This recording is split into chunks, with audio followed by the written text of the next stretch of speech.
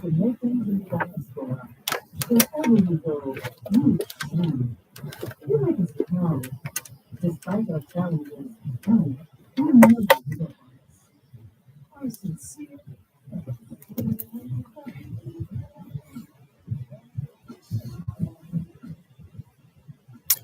It is Saturday, the 25th of November, 2023, and we greet you well.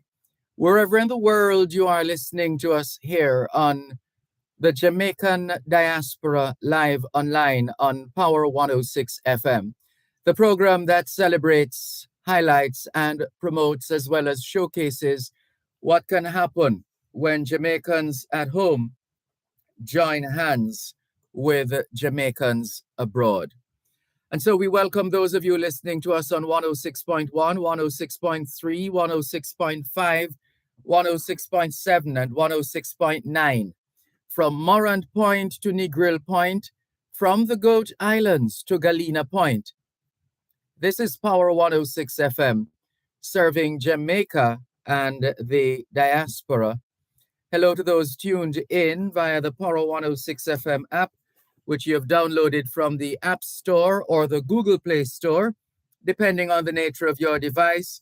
Downloading is free, listening is free, whenever, wherever. We acknowledge those of you who have dialed a designated number to listen to Power 106 FM from the United States and the United Kingdom. Those in the US who wish to dial a number to listen to Power 106 FM can call 631-359-8281. 631-359-8281.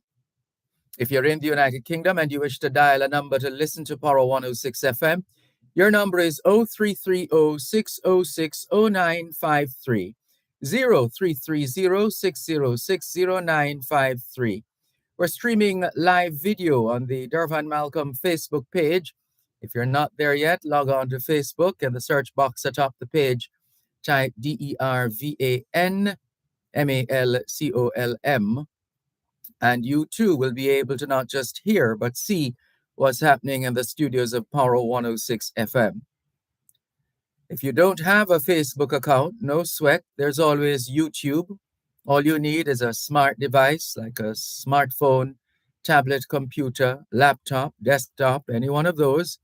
Then you need internet connection and, more importantly, internet connectivity. And one sure way to test for connectivity is by opening a browser. And if you're able to browse, well, you could open a browser like Google Chrome, for example. Once you're able to browse, you're good to go. If not, you might need to get a little assistance to correct that. In the meantime, though, we continue with more here on your program, the Jamaican Diaspora Live Online on Power 106 FM, still streaming live on the Gleaners website, go-jamaica.com, live on your smart devices all over the world. Let's take a quick glance at the news today. There's a picture on the front page of today's Gleaner of a dog that has been trained to sniff out drugs, not to sniff drugs, but to sniff it out. And the picture is showing Inspector Gregory Otter, Chief Canine Trainer, doing a drug search demonstration with Avicii, one of the Canine Division's drug detection dogs, at the handover of 23 dogs to the Jamaica Constabulary Force at the office of the Commissioner of Police in St. Andrew yesterday. Also making the front page, Brady Bill climbs FCJ forks out 14 million in continuing attempt to recoup 100 million from ex-lawyer. The Factories Corporation of Jamaica has so far racked up more than $14 million in legal and associated costs in its fight to recover a $100 million judgment debt plus interest from disbarred attorney at law Harold Brady, who handled a land transaction for the agency but pocketed the money. Also on the front page, PM urges government workers to speed up service delivery. Speaking at the groundbreaking ceremony in Estates Tivoli Gardens, and there's a picture of participants wearing hard hats and handling shovels. And the other front page story is PNP local government reps accuse ruling party of sabotage. Councillors aligned to the opposition People's National Party are alleging that the central government is encroaching on their responsibilities and starving them of resources to serve their divisions. So those are the front page stories. Turning the pages of the Gleaner a bit. Youth Council tackles environment homelessness. Chatbot launched to help youth conquer myths, navigate sensitive topics. Their relatives were also waiting for them to come home, is another story in today's Gleaner. Prosecution presses case against cabbie in deadly crash.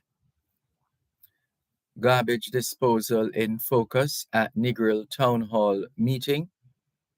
Airline cruise fees boost tourism enhancement fund earnings.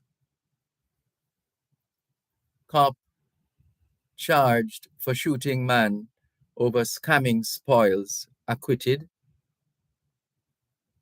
Cheers to 7 years of giving. And this is the Good Heart section of the Gleaner. Island Grill and earth-friendly packaging support Jamaica's Island Grill and earth-friendly packaging support Jamaica's mustard seed communities. Mayberry's heartfelt gesture to retired nurses is another story. Educators encouraged to bring about positive growth and development. Disinformation campaigns are undermining democracy is the subject of another of the articles in today's Gleaner. And the letter of the day, collective effort needed to address gender-based violence. The cartoon section of the Gleaner, let's see what we have here. There are two frames. In the first frame, there's a female with arms folded and having a conversation with someone labeled Mark. And based on the features and the name, we know that this is the opposition leader, Mark Golding. And he is supposedly saying, imagine Bro God declare more SOEs without consulting the opposition. And in frame number 2, someone else has entered the picture, so to speak, and that's the Prime Minister. So let's hear what the individuals are purportedly saying. So the female member of the public is asking why, or is saying, why complain when you don't support SOEs? Mark Golding, the opposition leader, is supposedly saying, that's not the point. And the Prime Minister supposedly has a grin on his face. Mona School of Business response to pension debate is another letter to the editor. The editorial, Grief Out West, and this takes on the subject of road safety after that horrific taxi wreck in Bluefields last week, which claimed 5 lives and related matters. Consider light rail system to improve public transportation. Another letter to the editor, this one from Stefan Martin. And both sides of the crown is the subject of Tony Dale's column this week.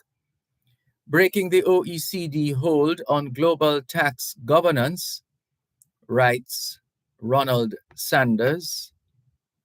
There are stories from overseas as well. Truce.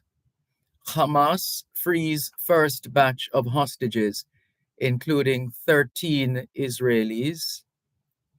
UN chief gives interview from melting continent. Prime Minister condemns anti-immigrant protesters who rampaged through Dublin, that's in Ireland. Newly formed alliance between countries in Africa's Sahel is seen as tool for legitimacy. Parents need to be held responsible. Another of the stories in today's Gleaner. UTech Chancellor urges graduates to embrace AI, that's artificial intelligence, as well as lifelong learning. Westmoreland cops win TOPS awards in police service ceremony. And the classifieds are plenty. The sports section previews Heidel. Well, Heidel tells us Heidel and Mona have advanced to the Manning Cup final, and 8-man Arnett clip Waterhouse. We'll leave that for now and come back with more in a moment.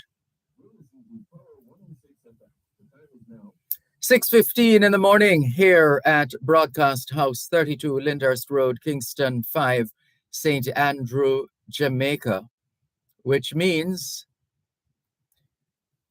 right now in Cape Town, South Africa, it's 1:15 p.m.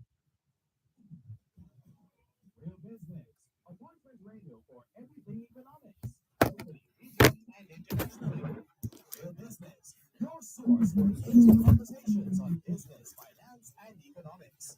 Join hosts Ralston Hyman and Dr. Andrew Sutherland from 9 to 11 a.m. on weekdays as they bring you the most authoritative analysis on economic matters. Listen to riveting features such as The Big Picture, Under the Financial Microscope, the Business Information Update, and the local and international market updates. From the latest happenings on various business sectors and players in the economy, to how fiscal and monetary policies affect your life, make it real business on our 106 FM. Monday to Friday, 9 to 11 a.m. right here on our 106 FM.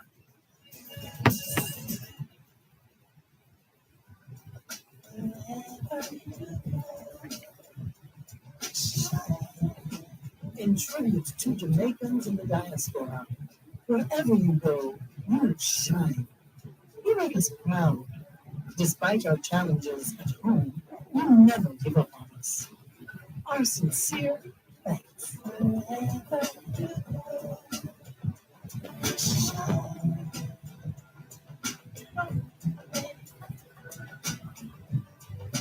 You need to know. Shine.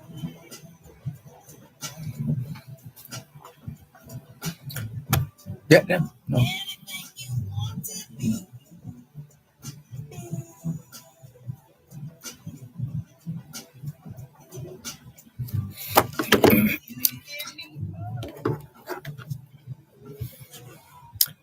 Thanks a lot for staying with us here on the Jamaican Diaspora live online on Power 106 FM. Still streaming live on the Gleaners website, go-jamaica.com. Those in the diaspora in the United States and elsewhere who celebrate Thanksgiving, we trust you had a, a good Thanksgiving celebration, and all the very best uh, continuing into this season. Aston Matafa Jones says, Grand Risings, Kingman. Grand Risings to you too, Aston Matafa Jones. Judith Oliver Wolf says, Good morning, Dervan, Malcolm, and fans. Blessings, everyone. To you too, Judith Oliver Wolf. Thank you very much for making it the Jamaican Diaspora live online here on Power 106 FM. Still streaming live on the Gleaners website, go-jamaica.com, live on your smart devices all over the world. And we just gave you snippets from today's Gleaner. And there are a couple of other stories. Go to school and do your schoolwork. That's one of the headlines. Another, Upper Room Eagles, Urban Knights to contest NBL final. Anderson appointed VP of Caribbean for Pan Am Squash. And Hosemati advanced to ISA netball semis after 29-21 win over St. Jago. So those are the stories in today's edition of The Gleaner. In the meantime, we're standing by to connect France and Jamaica in our upcoming segment here on the Jamaican Diaspora Live Online. And you will hear of the number of ways in which Jamaica's culture and heritage are quite popular across the world, to the point where people travel to Jamaica to immerse themselves in the cultural heritage of Jamaica. And this has also been monetized. So this is serious business.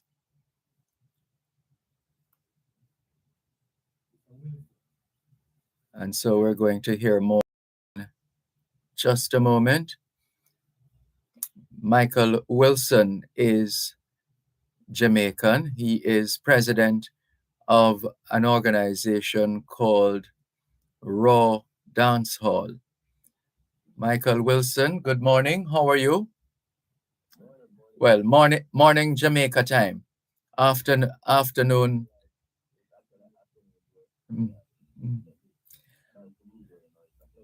Yes. Well, how did you end up in France?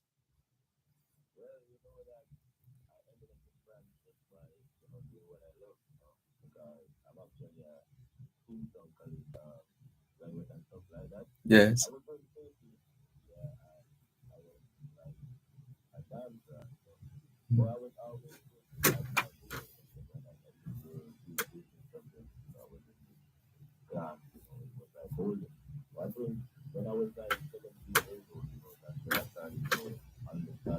I have like a serious talent, so I started to take it serious.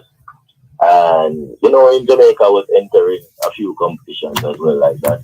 And basically, it actually brought me to a point where I actually won this competition in Jamaica.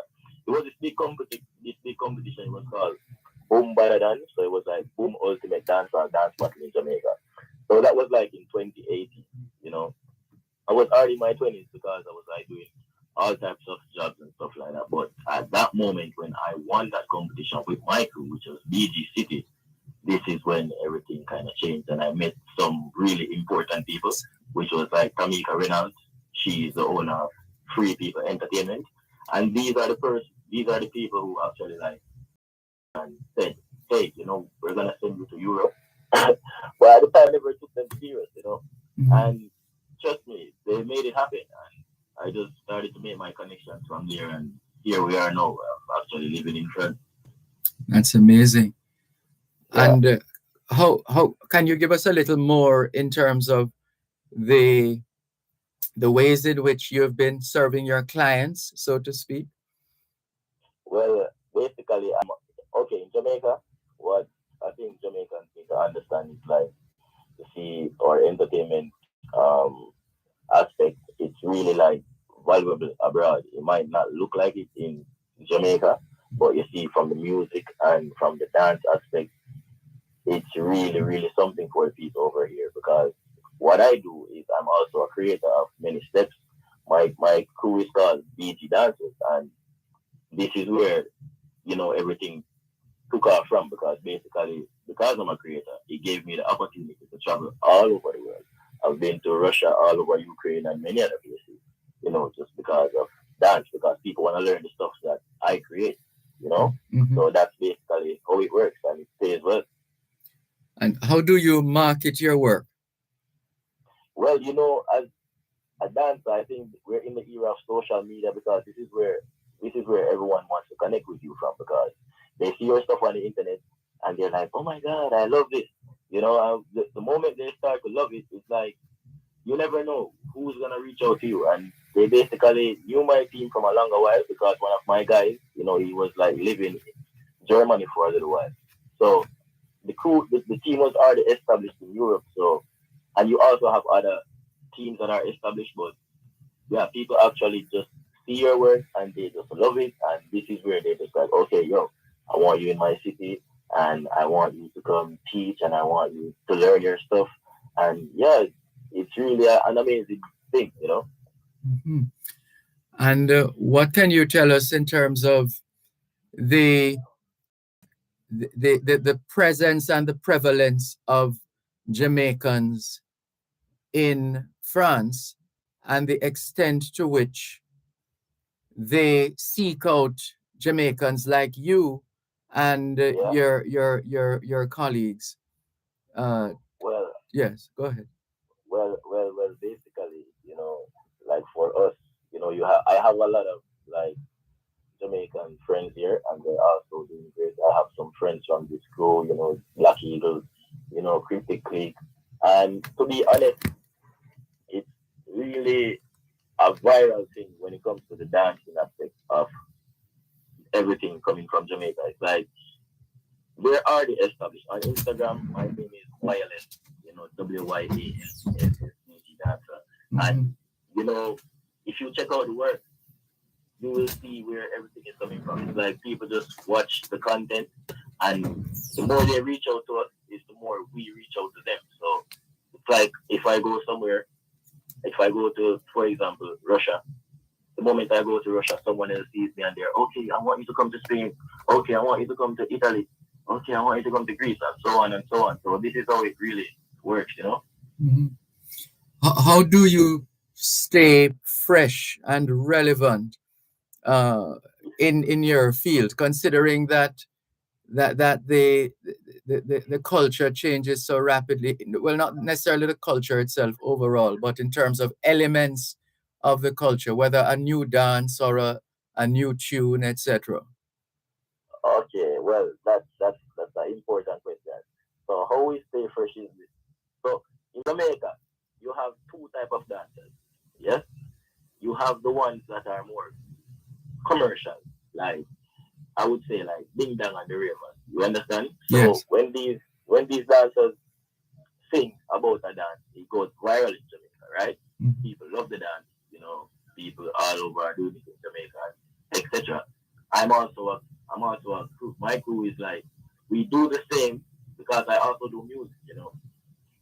But it's like people look at us like more serious. It's like it's not so easy what I do. My dancing is not like okay 1 2 3 1 2 3 4. Yeah. So I have a really real musicality that I try to perfect and basically put out my work, but I put out some serious work. So when they look at my dancing, how I say fresh is that I'm putting out serious content. Yeah. Yeah. So it's not like a flurry or a fling, you know. Yeah, or deep night or whatever. Yeah, we have those type of sets, but really and truly we try to focus on the serious choreographic elements of ourselves, So when we dance, it's like even the biggest hip hop dancers over here, they can see my style and they will be like, oh, crazy, but it's actually all Jamaican movement. That's quite something. And we should let you know we've been joined by Monia. She is French, and Yes, yes, yes. so she's a part of your crew as well, or No, it's actually a part of my my my your work team, your mm, Yeah, definitely. Monia is my sister. She's who I work with as well. The entire team can't be here today because one of my friends, Seven Cryptic, that's Dwayne Robinson. He also went to what Holy Trinity. Yeah, but he's okay. also Jamaican living here. But he's actually in Finland right now. Mhm. And you have Lexi Wilson. That's my wife. So and you have Craig Black Eagle. But yeah, they're not here right now. But it's really me and Monia can represent right now. Right. Well, let's bring Monia into the picture, although we have a couple of Yeah, minutes to the break. Let's go definitely. ahead. So, good morning, Monia. How are you? Hold on. Let me make sure the world can hear you. Go ahead now, please, Monia. Morning. How are you? Yeah, good morning, good afternoon from Paris. I'm doing great. It's a great opportunity to be here with you. So thank you very much for the invitation. It's a pleasure. I should have said bonjour. Ça va? Ça va très bien, merci. Well, très bien, merci. Moi aussi. Mhm. Ah, je suis ravie. All right, on y va. In terms of On y va. yes, how did you get involved in with Michael Wilson and his team from Raw Dance Hall? Well, to be honest, let's talk the truth. During COVID, everybody was like super desperate because the entertainment. Hold on, was this sounds shut intriguing. down. One moment, please. Sorry, but we have to take Yeah. a moment, please. We'll come back with more after the break. Yeah. You're listening to Power 106 FM. The time is now 6:30 in the morning here at Broadcast House, 32 Lyndhurst Road, Kingston 5, St. Andrew, Jamaica, which means it's 12:30 p.m. in Paris, France. With over 40 years of record service, Lock Safe and Vault Limited is your trusted security provider. Get affordable prices on a wide variety of seals, garage doors, access control supplies, magnetic lock, fingerprint, weatherproof keypads, card access system, time attendants, power supplies, and exit buttons. Professional services provided. Visit 40 Shortwood Road, Kingston 8. Problem solved with Lock Safe and Vault. J&N Logistics and Marine Services, a custom broking freight forwarding company, local agents for Transcon USA and Freight Plus Worldwide Canada. They offer customs clearance for returning residents, students, clearance on shipment for individuals, businesses, and companies, vehicle sourcing and dealership service, transportation and haulage, and export services, with custom consulting extended to all sectors. Call 876-937-7928 or 876-677-4049. Parents, improve your child's performance with the Children's Zone, a treasure chest of learning and fun, all in one place. Captivating stories, mind-bending puzzles, amazing discoveries in every subject area, and developmental activities. Each issue of the Children's Zone is the door to endless learning and fun. Wherever you go, in tribute to Jamaicans in the diaspora, wherever you go, you shine. You make us proud. Despite our challenges at home, you never give up on us. Our sincere thanks. Wherever you go, shine. Thanks a lot for staying with us here on the Jamaican Jamaican Diaspora live online on Power 106 FM. I'm Dervan Malcolm, and our guests at this time, Michael Wilson, a Jamaican living, working in Paris, France, and elsewhere across Europe. And we also have Monia, she's French, elle habite à Paris, and she is a coordinator. And they've both been filling us in on their respective journeys and how they have been impacting not just their own lives, but the lives of so many people in so many places right across the world. So Monia was about to tell us how she got in touch with or connected with Michael. Yeah, so as I said, during COVID, everything shut down and the entertainment was not existing anymore. So with Seven Cryptic, that is my partner and who is one of his Michael's best friend, we decided to have a mission. Like the mission was to bring back the Jamaican culture in France, because back then they used to have like some links, but COVID break everything. So our aim was to start bringing like the dancehall spirit in Paris. So we started in 2021 with a small crowd because of the COVID, and we get like 70 people, and we were already like, wow, everybody was coming from all over Europe, Germany, Belgium, Spain, and that's when we realized that the Jamaican culture was super powerful, and the fact that 99% of the music worldwide come from Jamaica is like, wow, we can do something. We really have to do something. And to be honest, nobody was really believing in what we were doing. They were like, oh, good luck. Nobody really cared, but the difference we wanted to bring here in Paris was the fact that it's not only the dancing part that was existing all over Europe and the world. It was like the food, thanks to Michael, who have Jamaican friends who are chefs and amazing chefs that he bring every year. We also have a DJ, a Jamaican DJ. Our business model was based on only Jamaican product. We wanted to bring Kingston to Paris. That was our aim.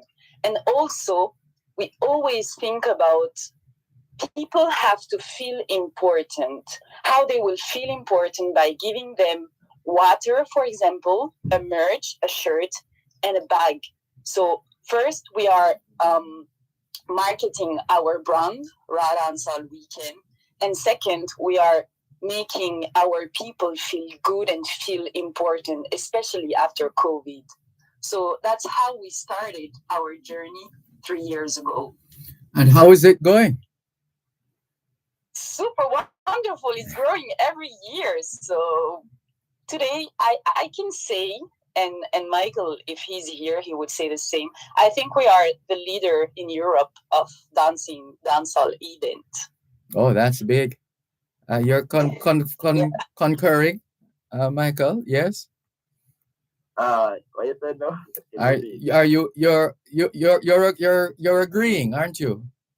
Yes, definitely. We have the biggest dancehall event in Europe. Yeah, definitely, 100%. Raw Dancehall Weekend, it has grown so much, it even surprised us, but I think it's just based off the love that we put into it and the hard work, the people saw it and appreciated it. And, in Europe, it's a little different, people don't really, people have their culture, but the Jamaican culture, everyone is really intrigued by it and they love the vibe of it. So it's like, when we say, okay, we're going to do something, and, in Jamaica, it's going to be an event, you have parties, you have food, you have everything. It's like people just fly. We have people coming from even Taiwan, Uzbekistan, Russia, Ukraine, all over the world coming. So it's really grown, and I really appreciate the love of the people. And yeah, I can see us doing greater things, in the coming future. Well, I was about to go there in terms of how do you add value to the brand, to the product or service that you have? How what what? Okay, Mhm. you can carry on. Yeah, I just wonder. For example, Yeah. do you sell memorabilia? Okay. Branded clothes, and other other items as part of the marketing and the promotion. Well, okay, good question. Well, personally for us, when you come to Radance weekend, you can look out to be taken really, good care of, because at the end of the day, for us, when it comes to marketing, it's really important. So when we give people stuff, we don't charge them for stuff like that. We make sure that it's in the budget, and so if it's 500 people, if it's even 1,000 people, we're gonna make sure that everyone is like getting something, from us personally. So I think this is what kind of helps us with our marketing stuff, and everything we do is like really, it's done by us.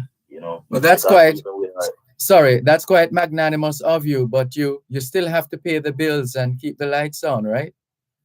exactly, but we're not gonna do it in a way where we can't afford it. Okay, You understand? So understood. it's Yes. like, for example, if we're gonna do our event, we make sure that we have the correct figure in order to do what we need to do. And plus, like for instance, we try to cut out middlemen in our business. Mhm. So if we're gonna print, like for instance, 500 shirts, right? Yes. We're not gonna pay someone to do that. We do it ourselves. Yeah, because we Oh, have our equipment, we have everything. We just buy the shirts and stuff like that. We buy it whatever is needed, and we just print it. Yeah, it's a lot of work, but we do it for the people. And the people, I think they really appreciate this. But everything is in the budget. Everything is taken care of and put into consideration. So if we know that, okay, we're gonna do this amount of merch for the people, we make sure that, yeah, this is what is needed to do that. and how is it managing your network? 'Cause surely by now you have a network of stakeholders, which no doubt is useful in making sure that the word gets out there and people enjoy what they need to enjoy. Yeah, exactly. And to be honest, our net. When I want to say something. Yeah, you wanted to come in at this point, Monia? So let's be honest. Mhm. Like, we actually manage everything for these 3 years, and we ask some help this year because it was growing too big. But it's still like for example, for the lock room, for like hosting people at the entrance. But the rest, it's still us who are doing it, because we, to be honest, we never thought that we would have that amount of work and that amount of people. It actually hit us in a positive way still, but we are actually going to work on new things, like for example, getting probably new sponsors for the next years. And earlier I wanted to add something about how we market our brand. Yes. How we market it is actually with the t-shirt that we give. Of course, it's part of our strategy, because if people have a t-shirt, they will wear it all over the world, doing videos, and they will ask themselves, what is Rad on Sal Weekend? That everybody has a t-shirt. I want to know more. So it's only 3 yes. years. You know that to have a business that is working very well, it takes probably 5 years, right? To be like very successful. It's still, I mean, what we're doing is crazy because it's 3 years, but still we have a lot of works to do in terms of marketing. But our aim this year, that we invest in a super amazing room that everybody was stunned. It was amazing, and it's a part of our strategy to get sponsors to grow our business in, let's say, another level. You understand? Yes. So far, we've been 5 of us doing everything from the t-shirt to the water, to the negotiation with the room, to the negotiation with the DJ, to the negotiation with the dancer. So we are so passionate that it's not something we do like with difficulties. Mhm. But of course, next year it's gonna change because we have so much work to do, and we want to innovate every year too. That's the aim. We don't want to have the same event with the same Features product or and same, activities. Mhm. yeah, of course, we have so much ideas to do, and the fact that we are all from different area. So Seven and Wireless are the dancers, are the worldwide dancers who knows everybody. So they are the one who bring people because they have a big community. Me, for example, I'm a life coach, so I will work on other stuff, and I will make sure that our goal is always reachable with all the means that we need to have. And Lexi is the one who always going to help the chef, who is going to negotiate the prices, who is always gonna fix limit too. She's the one who tell us, come on guys, we have to do this differently. You have these charges, this and this and this. So everyone is actually doing its job, and that's why it's successful, because we are 5 of us who are bringing the business to that level today. I hear Michael wanting to come back in, but we're coming up to a break. Stick a pin, as my late mother would say. Just hold it right there. Remember what you're going to say next, and we'll come back right after the break. If you're just tuning in, this is your program, the Jamaican Diaspora, live online on Power 106 FM. I'm Dervan Malcolm, and we are happy to be featuring Jamaica's rich heritage, which is still creating waves right across the world. There's more after the break. You're listening to Power 106 FM. The time is now 15 minutes to 7 o'clock in the morning here at Broadcast House, 32 Lyndhurst Road, Kingston 5, St. Andrew, Jamaica, which means it is 1:45 p.m. in Paris, France. Or 12. You have never had a sales this big. Get ready, Jamaica. This one is massive. November 25 to 27. Woman Things. It's the Black Friday Mega Madness weekend at Woman Things.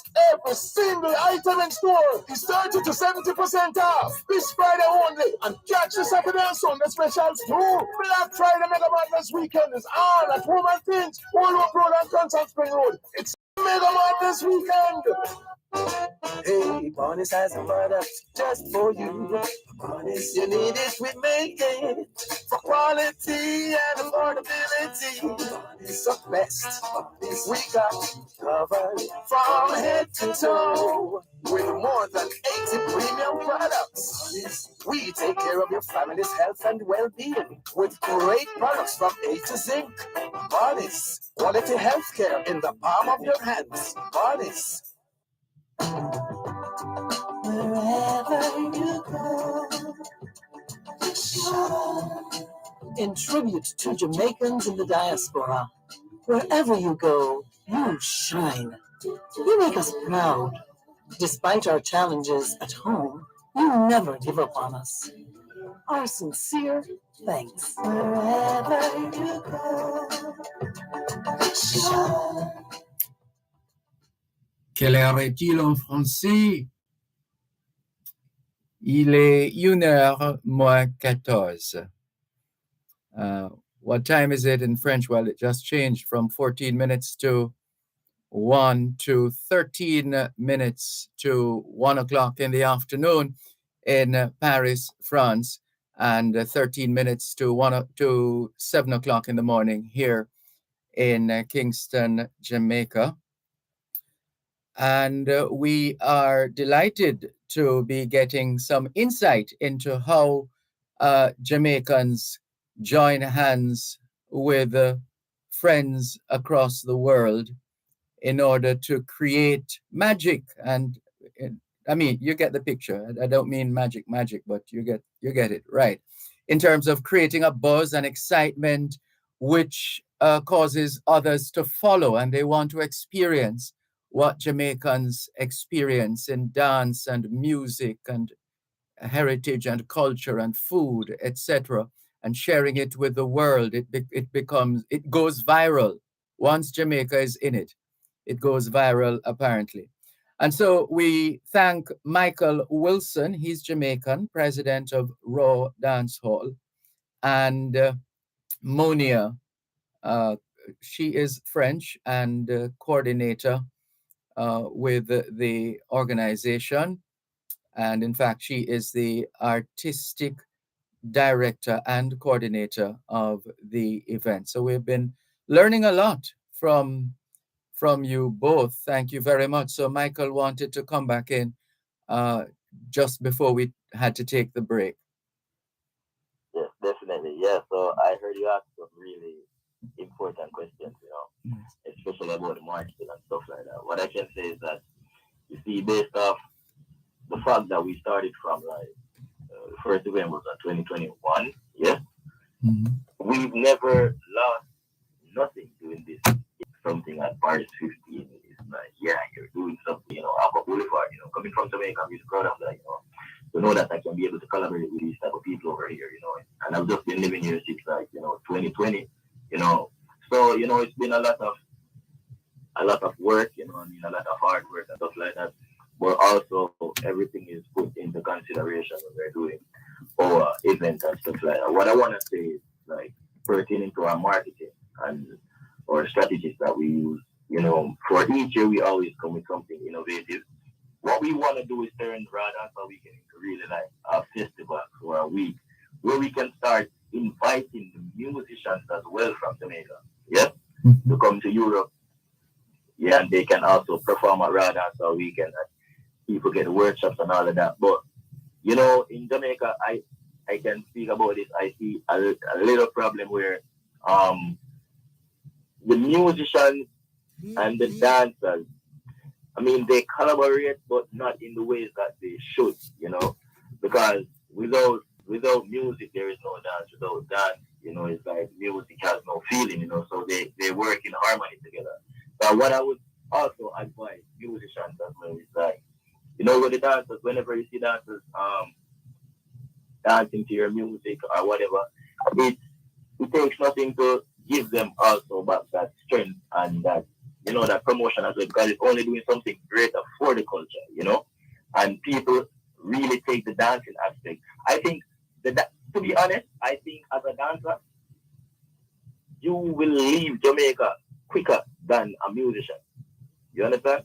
So when it comes to this aspect, it's like, okay, the dancing will open doors, but the music is also important. So we want to really try to get more musicians involved and stuff like that. But I really think that we as Jamaicans, I think we have a lot of ego, also and pride and stuff like that. So it's like we look at some really important stuff as whatever, So rather than our weekend is really about, a family-based structure.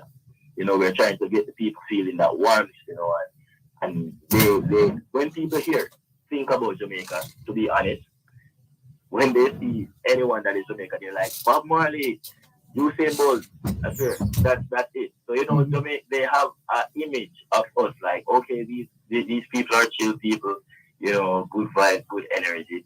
So it's like when they come to our events, it's like they get that hit of dopamine where they just feel happy, and they're willing to spend, and they're willing to enjoy themselves with us. And basically, we just try to do our best all the time, make people feel comfortable and, just give them a good time.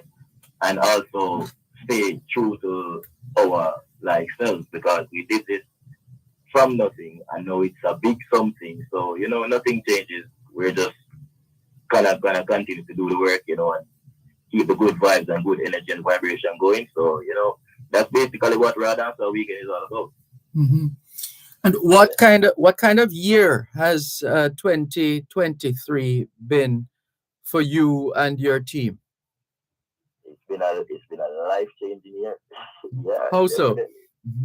Because everything that was done, like from our planning and even the event, everything that we did, it has so much impact. Even financially speaking, everyone is in a better position, like because we're also spending money and we're also making back, money, and we're also taking care of our fellow Jamaicans as well, paying our Jamaicans. Because, example, you for a dancer, what a dancer gets in Europe, it's like if a dancer dances for like 1 hour 30, yes, Mm-hmm. a dancer will receive €500, just for 1 hour 30.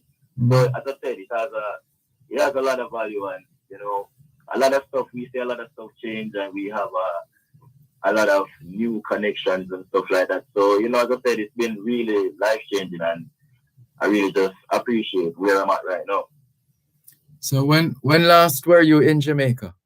I was actually in Jamaica June. Yeah, I was in Jamaica June this year. I brought my family to Jamaica, and I was like going everywhere. I was at Falling Edge, we went to Portland, we were in Ochi because I have a lot of family in Ochi as well, and Tuaton, etc. Yeah, so I brought my daughter there because my daughter is, like Jamaican slash, Ivorian slash German slash French, So yeah, she was enjoying it, she was loving it. So I was actually there not too long ago. I was there in June for like 5 weeks. Well, sounds like she is indicative of the Jamaican motto: "Out of many, one people." You're Yeah, with those really one people. wonderful. Well, we're really enjoying this, and we're going to be wrapping shortly. But we are reconnecting with Monia.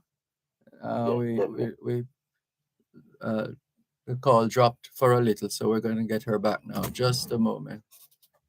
Right, I think she's already on. Hi, Monia. Sorry about that. We lost the connection earlier. Hello, hello. Let me see. Are you there, Monia? Hello, hello. All right, let's see if we can sort that out and come back to. I am here, otherwise. Oh, say that again. That sounded so Jamaican a while ago. I'm here. Wonderful. It's good to have you back on the line. So, were you hearing any of what we were saying, or you lost the connection totally? I lost the connection, but I am with Michael, so Oh, he will tell me everything. Yeah, I'm in Paris. no, I mean, I figured that you're there anyway, but I meant in terms of. All right, hold a moment. Mhm. Okay, all right, understood. Okay. All right. So now, in terms of the rest of 2023, have you signed off now and you're going to take a break going into the Christmas season, or is there still a lot more work to be done? To be honest, we are having a break, yes, but our brain is not having a break. Okay. We're still working on the next steps because we have so much things to achieve. And as I say, when I was doing the closing, it's just the beginning of Raw Dancehall Entertainment. So, when we have a dream and we want to achieve things, Yes. we always work. And as entrepreneurs, our brain never stops. We eat company, we eat business, we drink business, we sleep business. So the most important part is that we are, as I say, passionate about what we do. So nothing will stop us. But yeah, we still have to have a small break. Mhm. But the next thing is that we have to find another place for next year. We have to find new, innovative entertaining activities, and so it will never stop. It's endless. It is really endless, and it is in such a way. For me personally, speaking, it's a little complicated to balance everything personally with my life because I just did Ramadan for a weekend. What was it last weekend? Yeah. And now I think like in the next week and a half I have to go to Russia. I have an event there. Then after I'm coming back from Russia, I have to go to Poland. Then I'm coming back to our next city in France, Czech Republic, I have an Africa tour. So it's a lot. We try to balance everything with our daily lives as well, but also try to focus on what we have going on.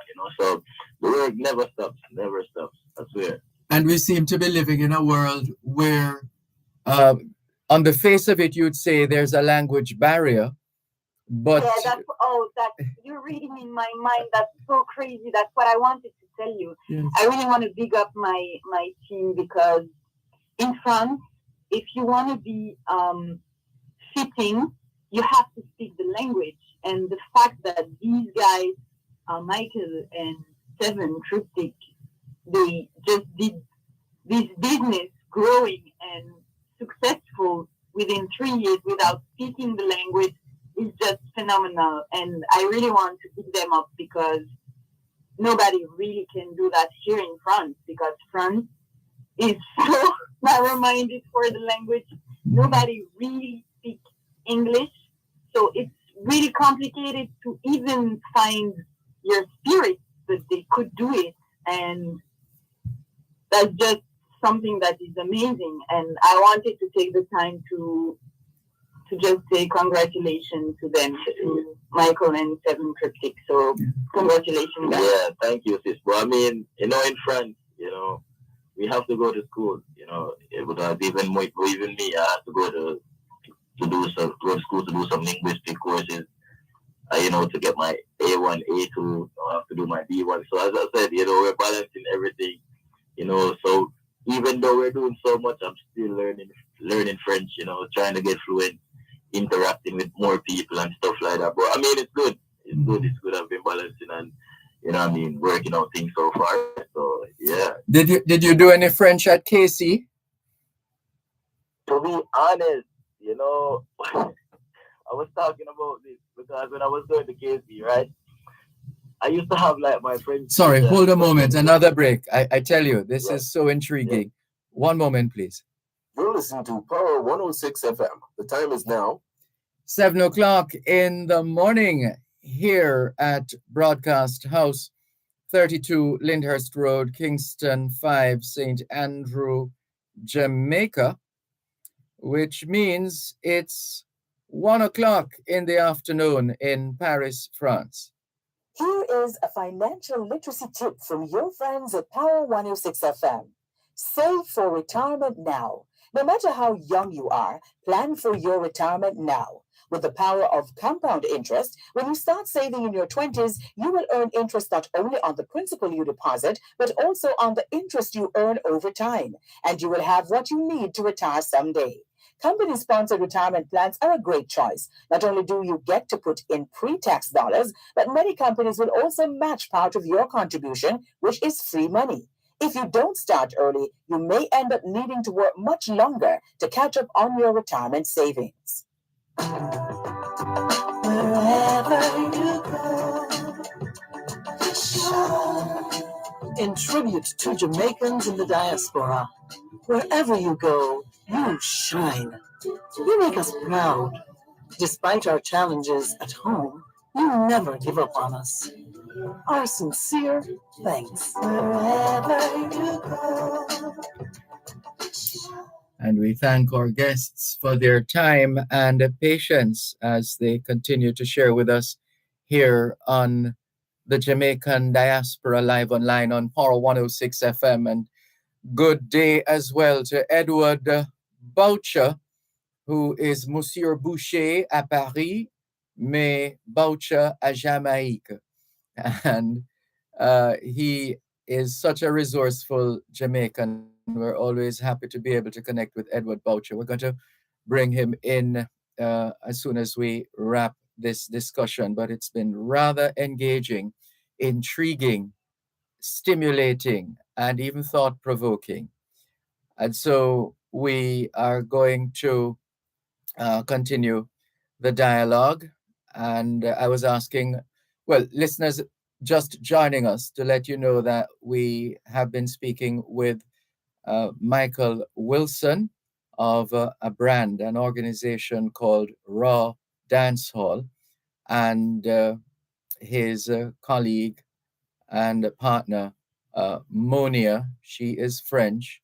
She is artistic director and coordinator of the event, and we're learning so much on today's edition of the Jamaican Diaspora Live Online. So, Michael, you yes, I was asking you if you did any French when you attended Kingston College. All right, you see, in Kingston College, Yes.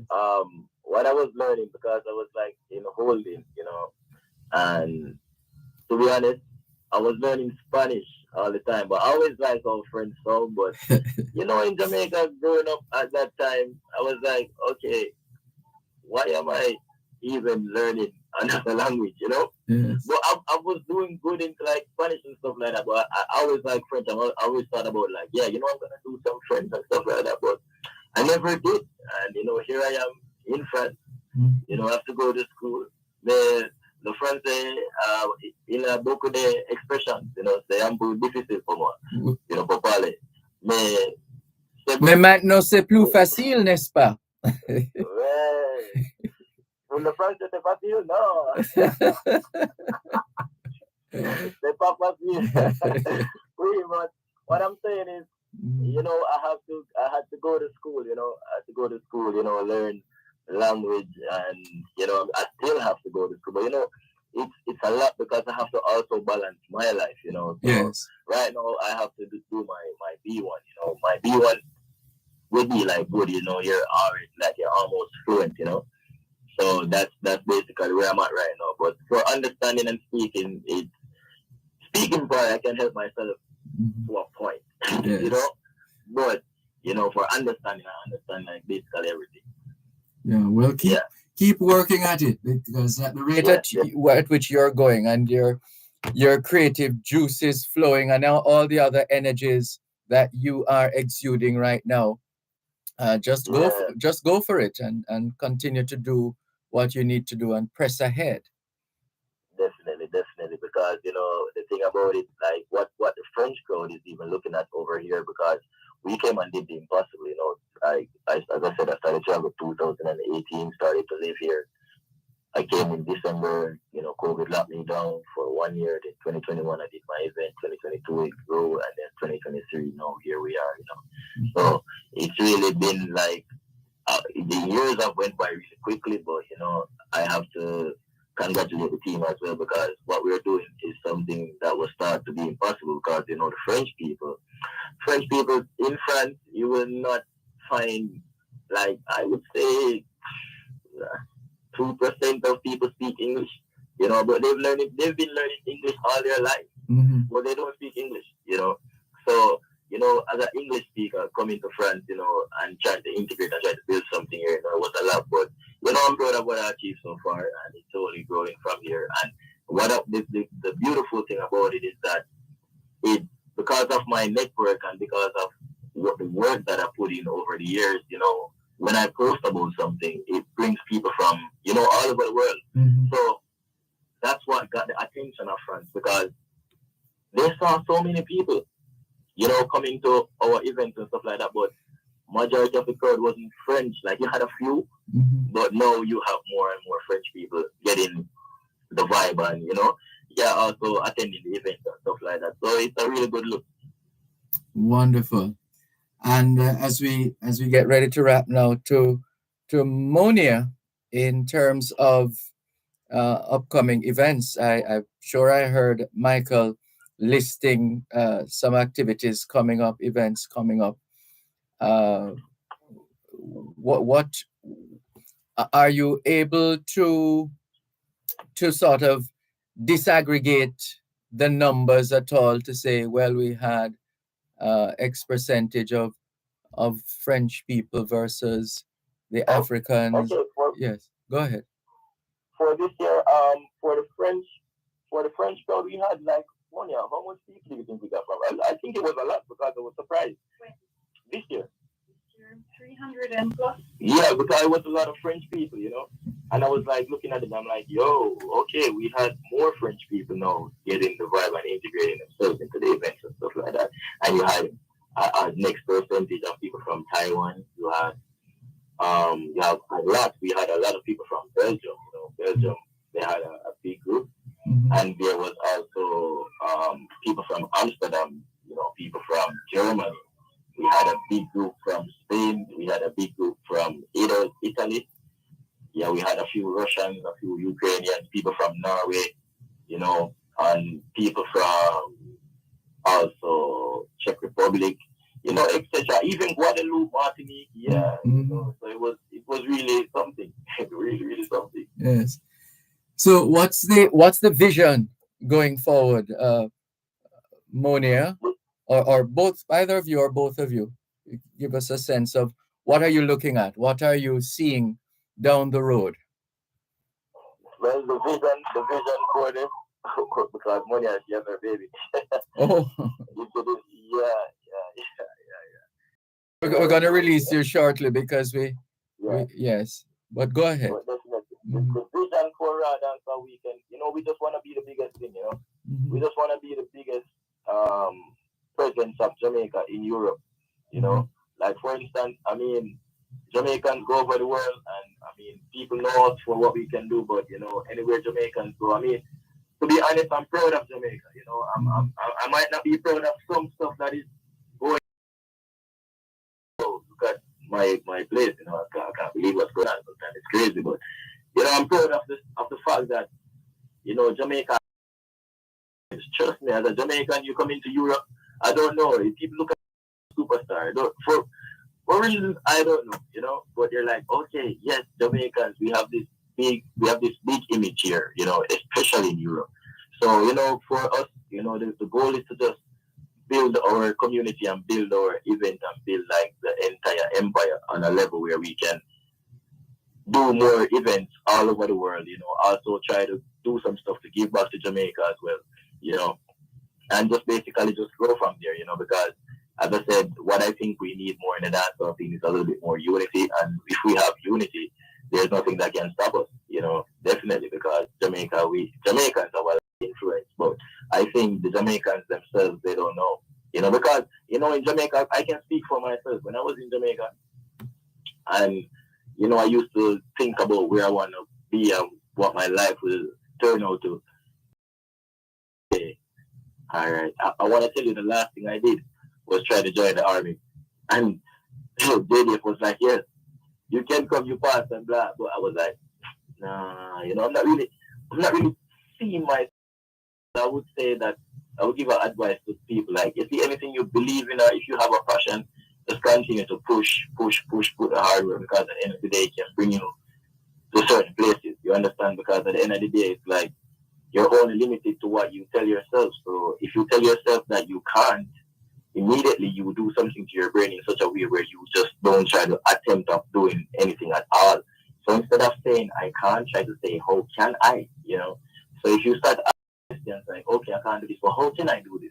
You will start to find out that you will start to go in such a way where, okay, you're attempting to do things rather than procrastinating and, just laying back and just like, okay, life is horrible. But I think as a Jamaican, I think because we're in Jamaica, and sometimes as a Jamaican it's kind of hard to travel, and you have the embassies that turn down a lot of people and etc. Not saying that they should just open the door and say, okay, the entire Jamaica, you go where you want. But at the end of the day, because it's so hard, I think it kind of blocks people from growing, and I think that's what the biggest problem is, because some people, they don't know anything other than Jamaica, so they're just in Jamaica and they just see what they're seeing. But when you go out into the world, it's a different view, and it completely changes your entire way of thinking. So for Dance Weekend, as I said, we're just trying to grow our company, build our empire, keep the teeth strong, and just all over the world, we can start with more and more collaborations because, a lot of people have been asking to collaborate with us recently as well. So we're just taking our step, one step at a time, and just slowly building. But so far, it's so good. And I'm really happy about the progress that we've accomplished in the short period of time. And speaking of time, just before we wrap, remind our listeners at home and abroad how they can follow you and your team as you serve the world. Yes, definitely. Okay, for me, you can find me on Instagram and Facebook and all the social media. Wireless, WYALESS_BG Dancer. You will see wireless music as well because I also do music. Yeah, I actually have this single with MJ. His name is called, but he's also calling himself Element. This song is titled Me Shout. And you can find Monia. Yes, Monia. I'm a life coach and I'm here to help the artists and the dancers to set a business and also to remove all their limiting beliefs. So if you guys need some guidance, I'm here. Yeah, Monia DHD. And the other members, they're not here, but you have 7 Cryptic official, number 7 VEN official Cryptic, and you also have Craig Black Eagle. I think that is transparent, and you also have Lexi Will. Yeah, LEXII_WILS, and you can find us or events on Instagram as well at Raw Dancer Weekend. Once you write Raw Dancer Weekend, yes, you will see the event. Well, we want to thank you and your team for giving us an insightful look at your respective journeys and the impact that you're having in Europe and elsewhere. No doubt there's a lot more to come, and we look forward to tracking your progress as you continue to do your work. Thank you both. Sorry, go ahead. No, yeah, thank you. I appreciate it. We're just doing the work, taking everything one step at a time, as I said. I appreciate the fact that you reached out to us and stuff like that, about the interview, and we really appreciate it. I want to tell you to stay blessed, keep doing what you're doing, because this is what we need. We need more Jamaicans supporting Jamaicans as well. So I really appreciate it. Yeah, and I just hope you have a wonderful day as well, too. It's early, so I know you have a lot to do today. All right. Well, we appreciate you and your work as well. Thank you very much. All the very best. Merci beaucoup. And bonne journée. And all the best. Merci, bonne journée. I appreciate it. Yeah, Jamaica, stay blessed. All right. Take care. Bye-bye. Michael Wilson, he's Jamaican, president of an organization called Raw Dance Hall. And Monia, who is French, she is the artistic director and coordinator of the event. There's more from France after the break. You're listening to Power 106 FM. The time is now 16 minutes past 7 o'clock in the morning here at Broadcast House, 32 Lyndhurst Road, Kingston 5, St. Andrew, Jamaica, which means it's 1:16 p.m. in Paris, France. Black Friday Mega Madness. Black Friday Mega Madness. We have never had a sale this big. Get ready, Jamaica. This one is massive. November 25 to 27 at Home and Things. It's the Black Friday Mega Madness weekend at Home and Things. Every single item in store is 30 to 70% off. This Friday only. And catch the Saturday and Sunday specials too. Black Friday Mega Madness weekend is on at Home and Things. Holyoke Road and Constant Spring Road. It's a Mega Madness weekend. It's the season of good cheer. The management and staff of Wellington Dental wish for their faithful customers a peaceful and safe holiday season as they continue to help you maintain a healthy and beautiful smile. Call 876-984-5482, 876-749-3515, or 876-413-3691. Merry Christmas and Happy New Year, one and all. Wherever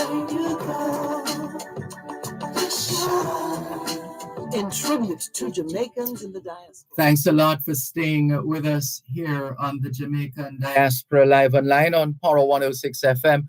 Grace Shim says, good morning, Mr. Malcolm. Greetings from the after Thanksgiving weekend from the chilly sun coast of Sarasota, Florida. Black Friday sales seem to fizzle in the face of high prices and not too many discounts. Protests by anti-Semitic supporters disrupted shoppers and the Macy's parade. We pray for peace and tolerance, says Gray Shim. Michelle Tolonil, who is the Global Jamaica Diaspora Council representative for the Northeast USA, is in touch with us as well. She says, good morning, Mr. Malcolm. Good morning, Michelle Tolonil. And she conveys morning time greetings to the listening audience as well. Sonia Linton says, good morning, Mr. Malcolm and listeners. Missing Jamaica. Blessings. Charlton Chance says, good morning, Mr. Malcolm. Good morning, Charlton Chance and all the other members of the Dint Hill Past Students Association. Inez Ayona Campbell says, pleasant Saturday morning to everyone. And to you too, Inez Ayona Campbell. Thank you very much for making it the Jamaican Diaspora Live Online on Power 106 FM. So we have been focusing on Paris, France this morning on the Jamaican Diaspora Live Online here on Power 106 FM. And we're going to bring into the fold right now one who has been flying the flag of Jamaica in Paris, France, and elsewhere for a long time now. And he is going to join us right now. And just to remind you of his title, because I think he wears about 3 hats. So we want to make sure we get it right. So, immediate past president, founder, and CEO of JAMFET, Association of Jamaican Nationals in France, and Jamin France. So this is Edward Boucher Jr., and I'm not sure the extent to which those titles have changed, but you can let us know if such is the case. Edward Boucher Jr. Bonjour, ça va? Très bien, et vous? Très bien, merci. Thank you very much. Right, so it's been a while since we talked on air, and today is the perfect day for us to keep that dialogue open and build on the existing relationship as we continue to celebrate Jamaica and Jamaicans and friends of Jamaica at home and abroad. So where do we start, Edward Boucher Jr.? What's up? What's happening? Well, just to say that, it was a real pleasure to see the number of people coming from all over the world to the Round and Fall event last week.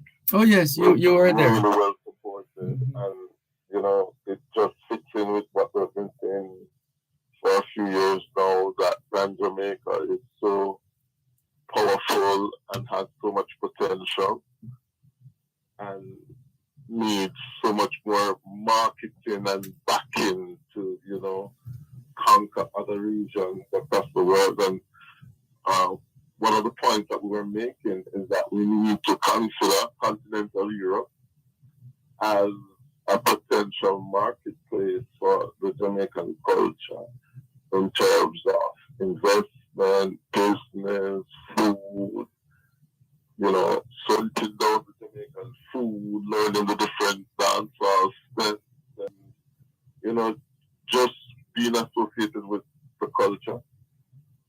So I want to congratulate Monia and Michael and their team for the work that they're doing here to, jabinate France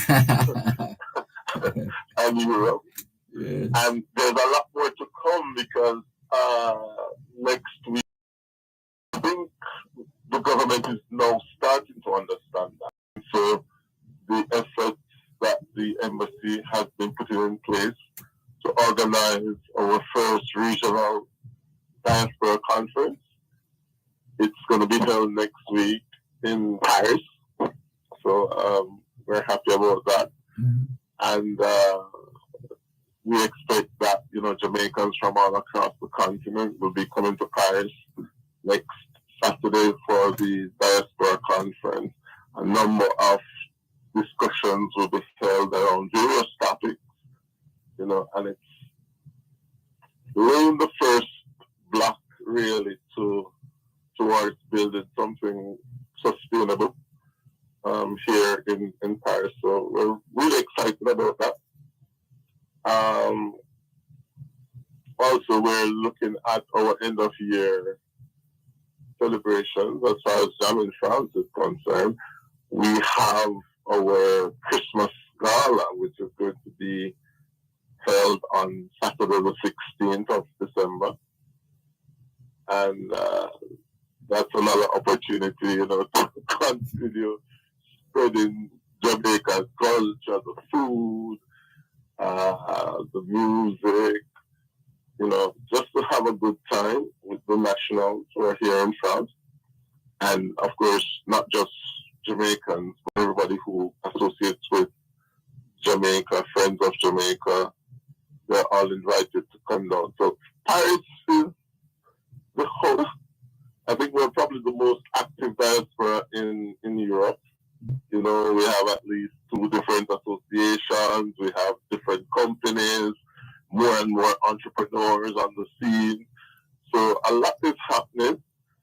And, if we're able to join everything together and, have everybody play their part, then, we're looking for a really good 2024. Because as you know, Dervan, the Olympics will be here next year. Oh, yes. So, yes, so we're, everybody's finding their place to see how best we can serve Jamaica and, welcome Team Jamaica to Paris for that. So it's an exciting time. It sounds that way. You mentioned the food, as in Jamaican, and I'm thinking in terms of Jamaican products. Is there, if even anecdotal, is there any indication of the Jamaican brand, if even inching, whatever at whatever extent, if even inching towards increasing the number of Jamaican products that are on the shelves in Paris, France? What have you been noticing? Still a struggle. It's still a struggle, Dervan. Okay. I believe that it's something that we've brought up for a number of years now. I think maybe there is a lot of hesitation in that. Maybe they're thinking that we don't have the numbers to sustain, a viable fluid shipment of products to France. But that's something I hope. Well, actually, I think that's the first item of discussion at the conference next week to see, discuss logistics and how can we get more and more Jamaican products in Europe. Because certainly to France, I know Belgium has a lot more facilities in getting in the products. So we've had Jamaicans, including myself, traveling all the way to Belgium, 4 hours by car, just to do my shopping to get my, Maggie Spice or my Grace mackerel or things like that. So there's, and I do know that there is, well, discussions were underway recently with the European Union to to update the contract or the agreement that they had with the Caribbean countries, but I'm not sure what the elements are or what will be changing in terms of access to the European market. But that's something definitely we have to continue to lobby for, and to see really how we can allow for the nationals and not just the nationals. Because as I said, the potential is huge here. A lot of people know about Jamaica. Michael didn't tell you, but a lot of his students, dancing students, they travel to Jamaica 2-3 times per year to experience Jamaican dance, to learn more about the Jamaican move steps. And they are now asking for more and more Jamaican products. So it's something that we really need to get serious about and, put on the table that, however, or by all means necessary, we need to be able to get more and more Jamaican products. I know that at some of the ethnic markets, corner store, we could call them, African and Asian corner stores, we're seeing now Aki, Kalaloo. Is that Aki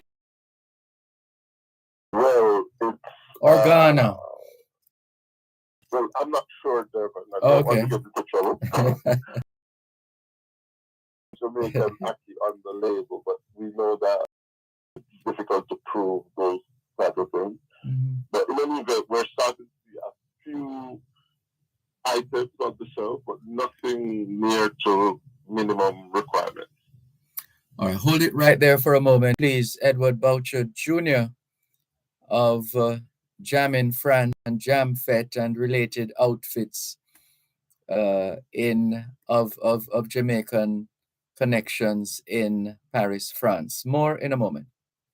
You're listening to Power 106 FM. The time is now 7:30 in the morning here at Broadcast House, 32 Lyndhurst Road, Kingston 5, St. Andrew, Jamaica, which means it is 1:30 p.m. in Paris, France.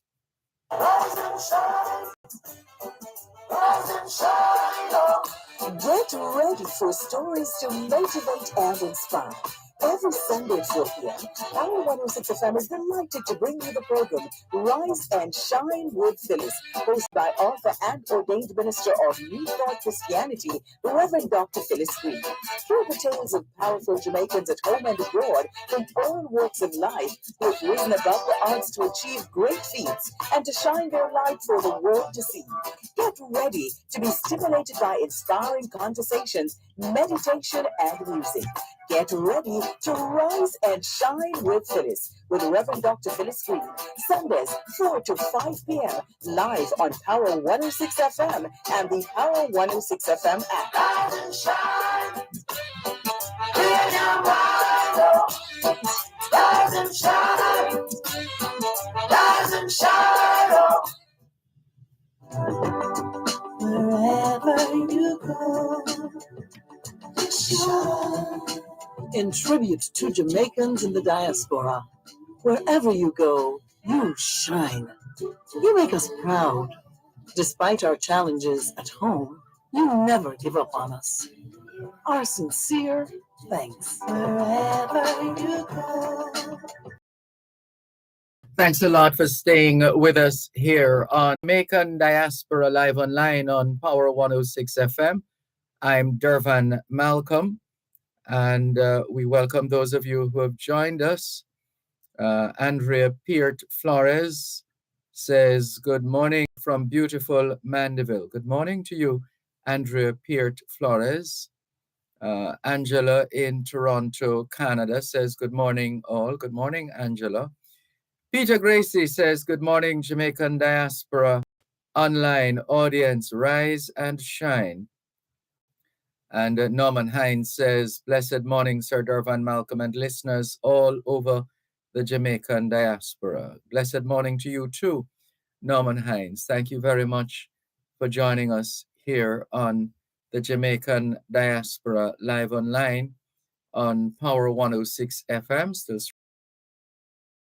website go-jamaica.com, live on your smart devices all over the world. And let's continue our conversation with Edward Boucher Jr. of Jam in France, JamFet, and related entities. Right. So you earlier on started telling us about the conference, the diaspora conference. Is that the first one that will be held?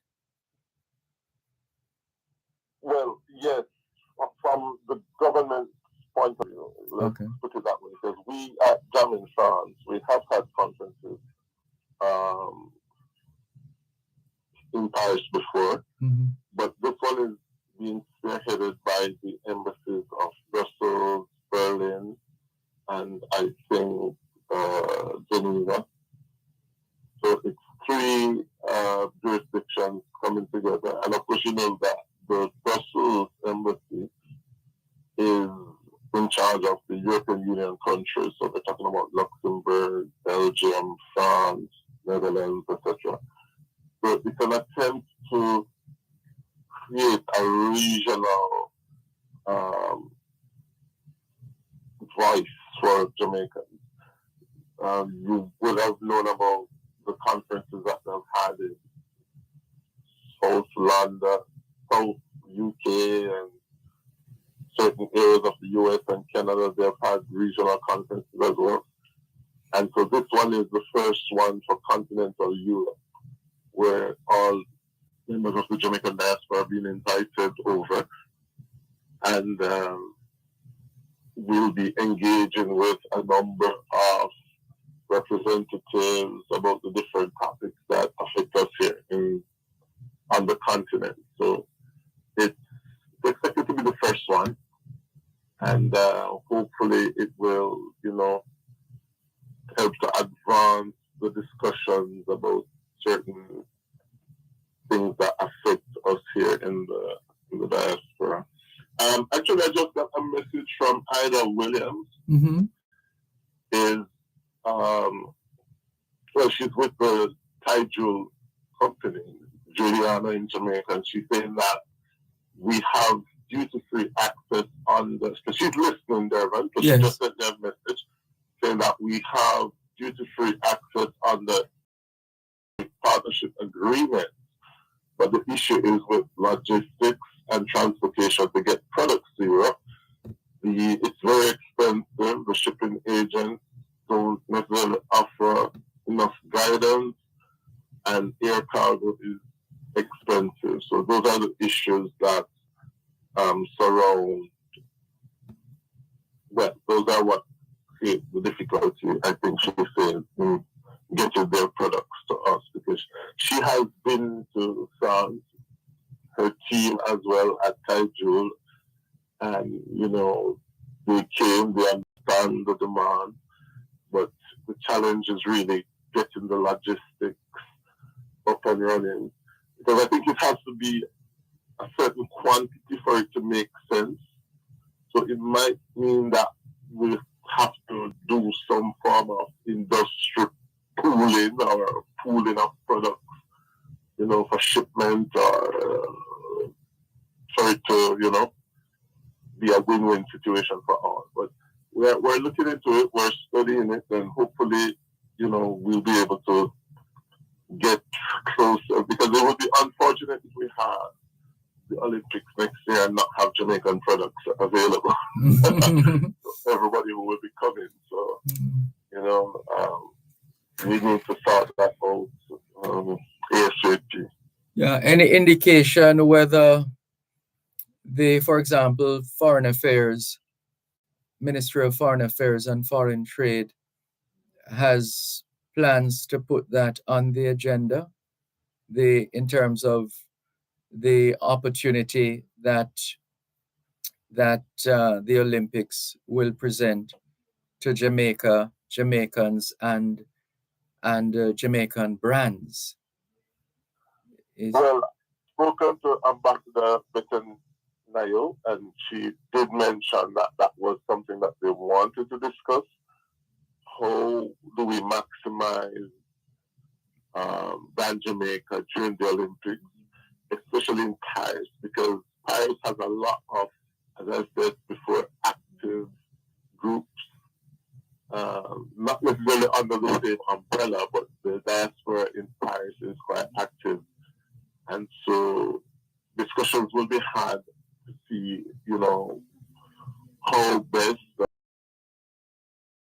could be put in place to make sure that, to get some benefit for Brand Jamaica and for the Jamaican entrepreneurs and Jamaican community here in Paris. So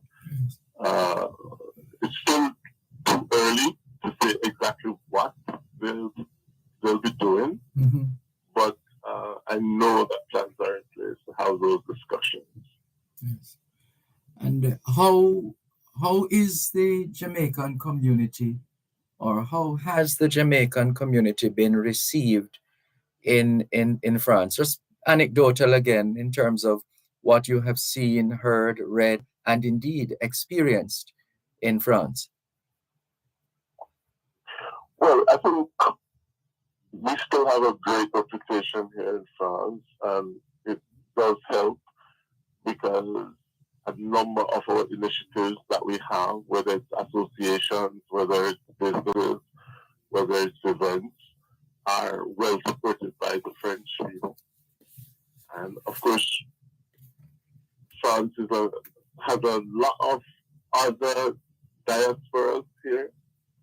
But even for my Christmas dinner, I've had like Africans, I've had people from the Bahamas asking about tickets for attend the Jamaican Christmas dinner, because for them, that represents their home, because they don't have associations from those countries here in Paris, or they don't have an active community. So a lot of the other Caribbean territories, they look forward to the Jamaican events to feel at home, if I could say that. I know that the Trinidadians as well, they tend to attend the musical events.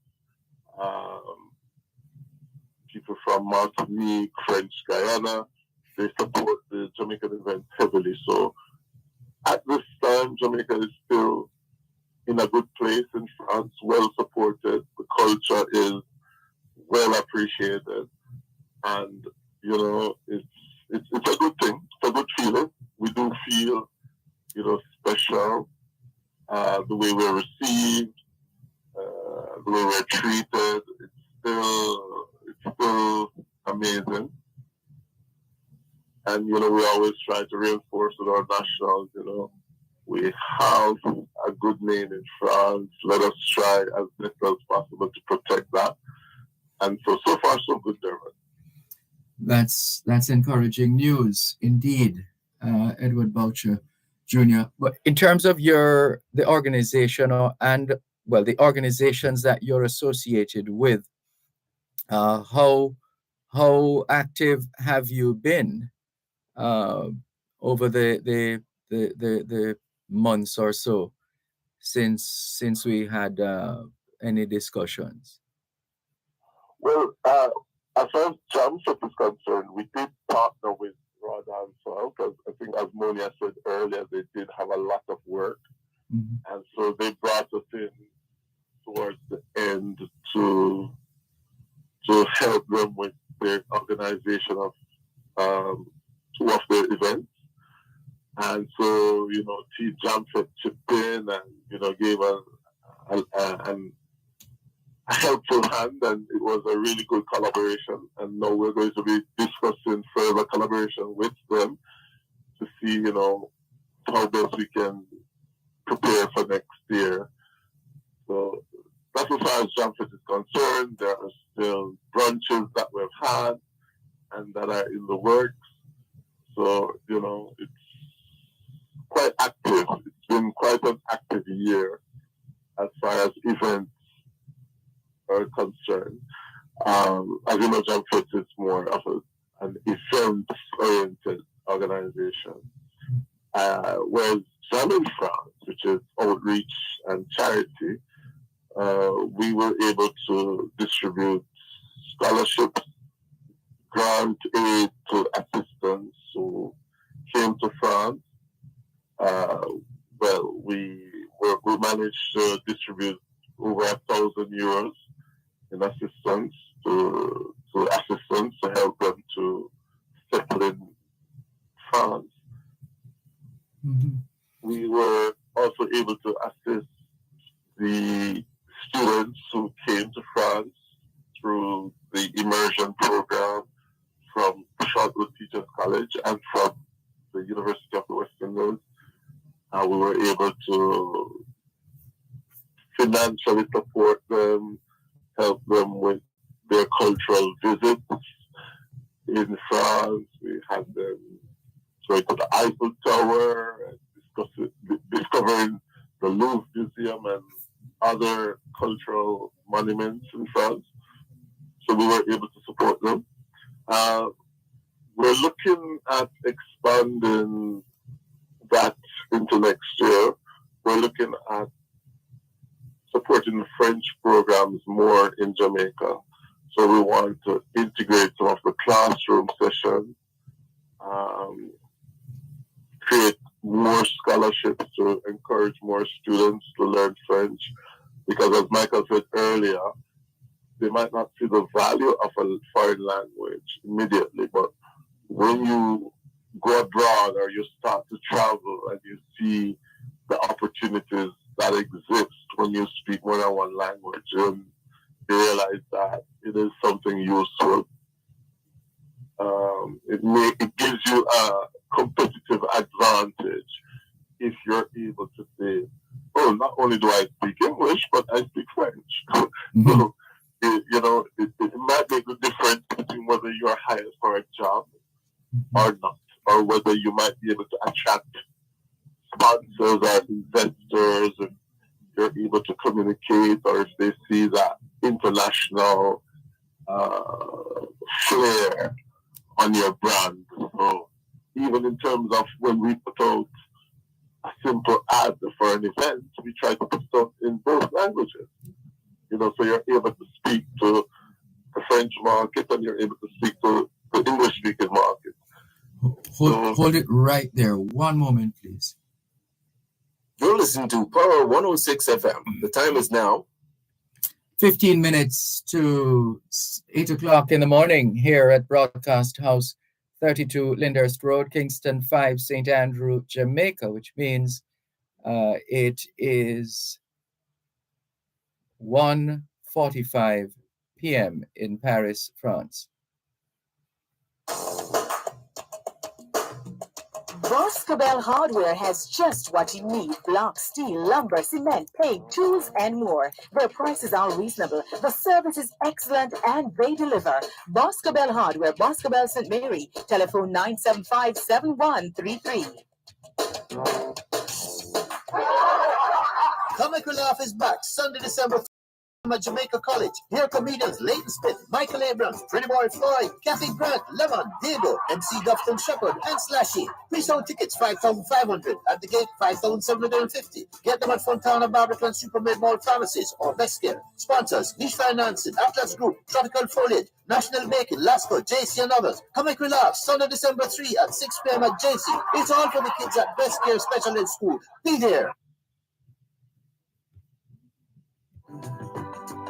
Wherever you go, shine. In tribute to Jamaicans in the diaspora, wherever you go, you shine. You make us proud. Despite our challenges at home, you never give up on us.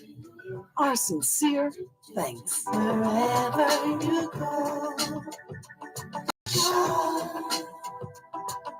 Oh, baby.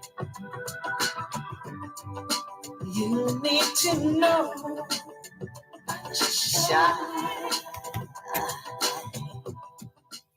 Thanks a lot for staying with us here on the Jamaican Diaspora live online on Power 106 FM. I'm Dervan Malcolm. And going to the break, Edward Boucher Jr. was giving us his perspective in terms of the value of not just speaking English, but speaking French and vice versa. I think that's where we stopped when we had to take the break, Edward. You know, we want to, as an association, encourage more students in Jamaica, in the high schools in Jamaica, to take up French and to study French. So we're going to look at a strategic plan as to how we could support these classes and these students of French coming into the new year. So that's something that we're going to be rolling out in 2024. Definitely something to look forward to. And I think we want to also encourage Jamaicans in France to support the initiatives of organizations like Jam in France and JamFet, etc., and the work that is done, for example, with the assistance, just ensuring that we make the most of the opportunities that present themselves, not least of all in Paris, France. Definitely, and we're encouraging those who come to France as well, to, irrespective of what they're here for, they need to make time to learn the language. Mm-hmm. It's so much better when you're able to communicate and help yourself on two classes in the country. Mm-hmm. So, you know, you come 5 minutes, 10 minutes every day, you try to learn some new vocabulary, new expressions. People think that, Dervan, when you're learning a language, you have to spend 7 hours per day studying the language. No, you just need 10 minutes. Those 10 minutes per day, just turning on the French news, for example, or just listening to a song in French on YouTube, or just watching a joke on TikTok in French. Those little things you do for 5-10 minutes every day, you'll be surprised at how well you'll be able to progress, as opposed to, you know, learning like a factory type learning, where you're trying to learn every vocabulary word and every expression that there is, you know. But you can learn in a smart way. Mm-hmm. Yeah, and this is the age for it, isn't it? Learning smarter as opposed to harder. Right. So now, in terms of I'm trying to remember, was there, you know, when you have done so many of these interviews and your mind goes to a particular one, thinking of one that involved sports. Was it in France? Help me, Mr. Boucher. Was there some? We have had certain sports initiatives. We had, for example, the reggae girls who came here,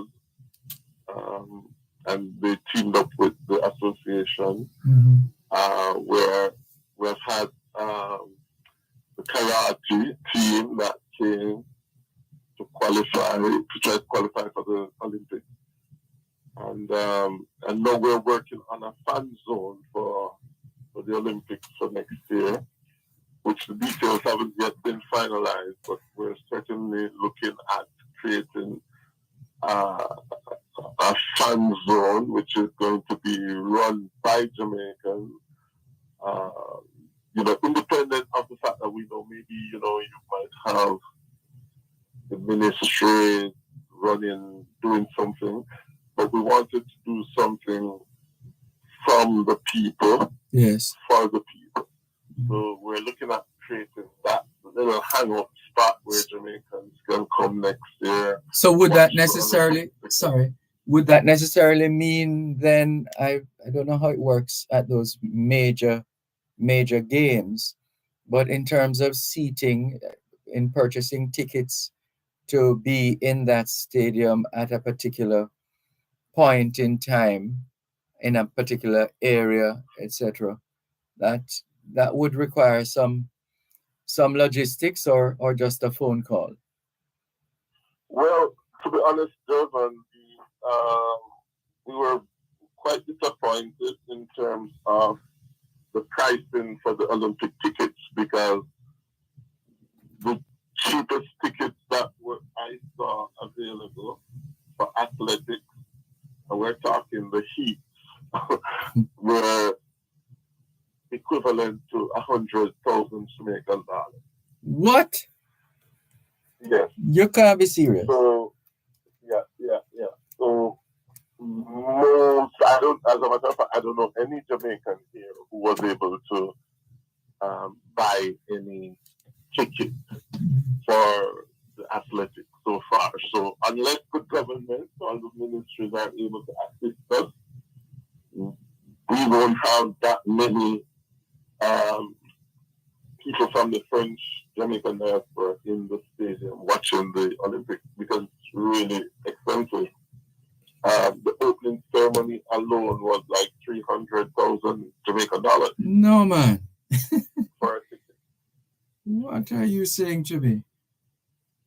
So, we've been priced out of the event, at least up to now.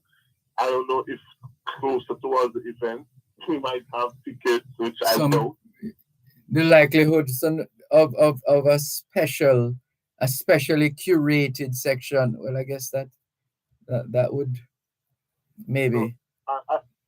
Sorry. Something like that would have to come from the ministry or the Sports Olympic Federation, or I don't know. But at the moment, we are a bit concerned. So, the next best thing that we're trying to do is to rent a venue where we'll be able to project those races, so that those of us who are not able to be in the stadium will be able to at least come together for a special moment of food and drinks and watching the Olympics together. But at the moment, Dervan, it's not looking good. Wow. And if there's anyone who is able to reach out to us as an association, jaminfrance@gmail.com, to let us know, if there's anything in place to secure tickets for at least Jamaica, or if people are not able to travel and they've got tickets, well, we're more than willing to occupy those spots in the stadium. But at the moment, we have a Jamaican community here that's very disappointed. The cheapest tickets were for like football or curling and sports that we don't really participate in. But as far as track and field is concerned, it's way out of reach. That's most unfortunate, but we still hope that somewhere down the line, a positive outcome will be found. I really hope so. All right. So then, in terms of, and this is it now. If you, it would make sense to do some of the other elements in terms of, for example, some food items, etc., just showcasing something outside of the colors, black, green, and gold, which are quite powerful, but to try and stimulate even a greater level of interest but maybe again, that is going to require or would have required maybe logistics being in place from before now. Right. Yeah, but hopefully, we can prevail upon someone or some group or organization to facilitate. Sorry, go ahead. Well, that's something that, and I'm happy that you have mentioned it, Dervan, because that might be a valid question to be asked at the conference next week when we have the various stakeholders, including from the government and the embassies, to see, if any plans will be put in place to procure any tickets for the Jamaican contingency. Yeah. Yeah, well, the opposite would probably surprise me, but at the moment we haven't got anything concrete, so we're looking forward to that. Right. And in the meantime, though, is there? Well, I know you have a couple of pages online or platforms online.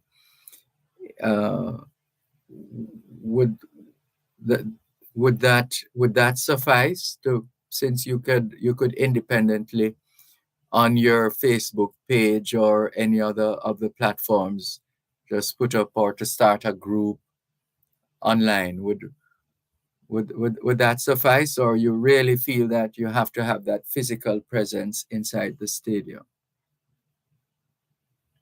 Well, if we're in the stadium, it would be good, but as I said, we're trying to organize a fan-zoned area, which will be in Paris, but not necessarily in the stadium. It's going to be somewhere where Jamaicans or fans of Jamaica can come, watch the races, being projected on a big screen. Sorry, one moment, please. One moment. We're coming back in just a moment.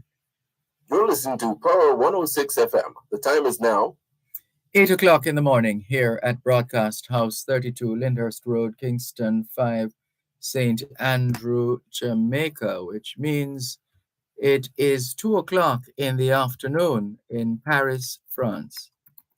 Here is a financial literacy tip from your friends at Power 106 FM. Start an emergency fund. A mantra in personal finance is pay yourself first, which means saving money for emergencies and your future. This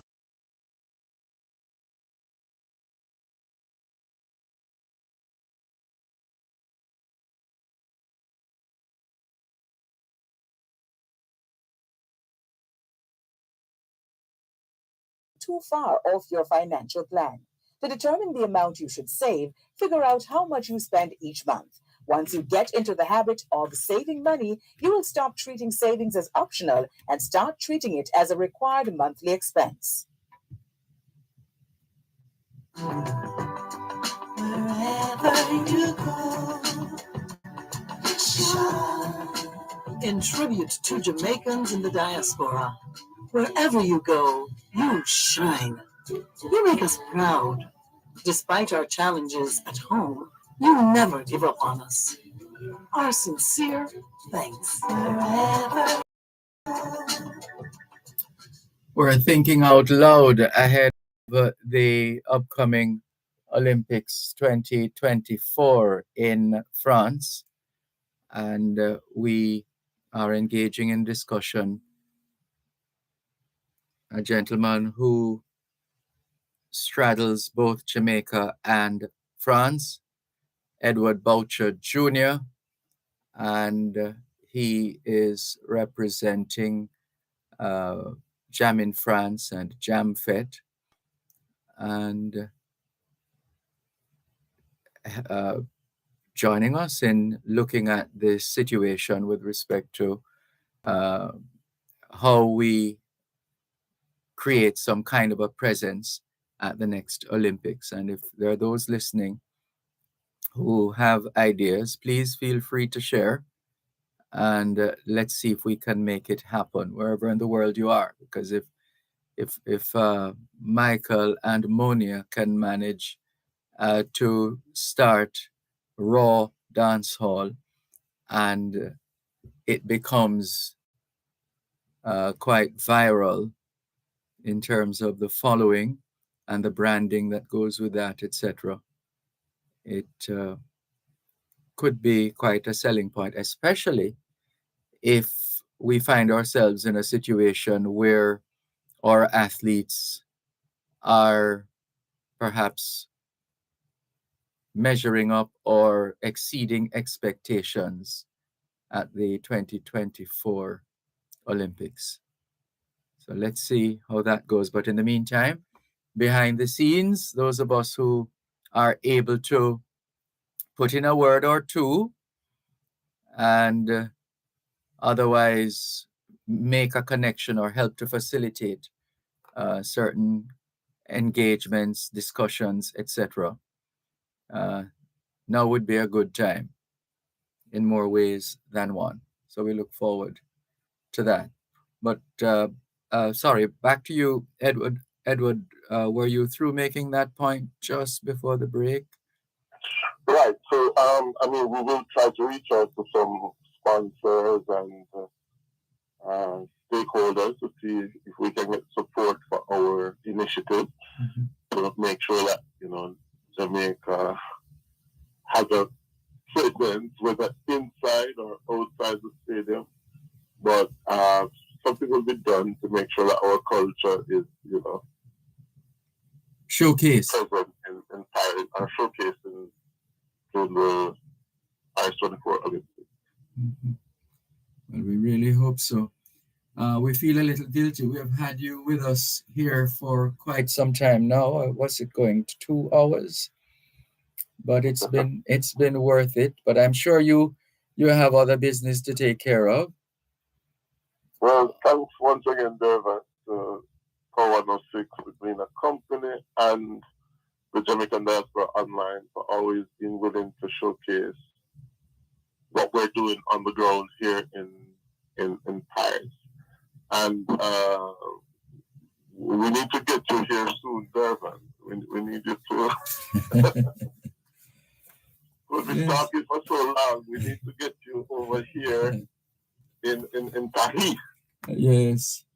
Don't worry about it. All in good time. And when that time comes, we will know it's the right time. Definitely. Yeah. But in the meantime, want to give you an opportunity to remind us of the contact information in terms of how Jamaicans here at home, in France and elsewhere, who want to follow someone like you, for example, Edward Boucher Jr., maybe they've been listening and their interest has been piqued, and that might lead to something, and that leads to something. Let's keep working. Sorry, go ahead. Definitely. And if they're planning on traveling to France as well, they can reach out to us on Instagram, Facebook, or on Twitter. We're there as Jam in France, at Jam in France, JAMINFRANCE, or they can send us an email at jaminfrance@gmail.com. And if they're coming to have fun, they can always reach out to Jamfet, which is JAMSETE@gmail.com, or on all social media platforms. So we're easily found and we're quite responsive. So it's always good to send us a little message. Right. Well, thank you very much for the tremendous contribution you continue to make in service to Jamaica and Jamaicans at home and abroad, Edward Boucher Jr.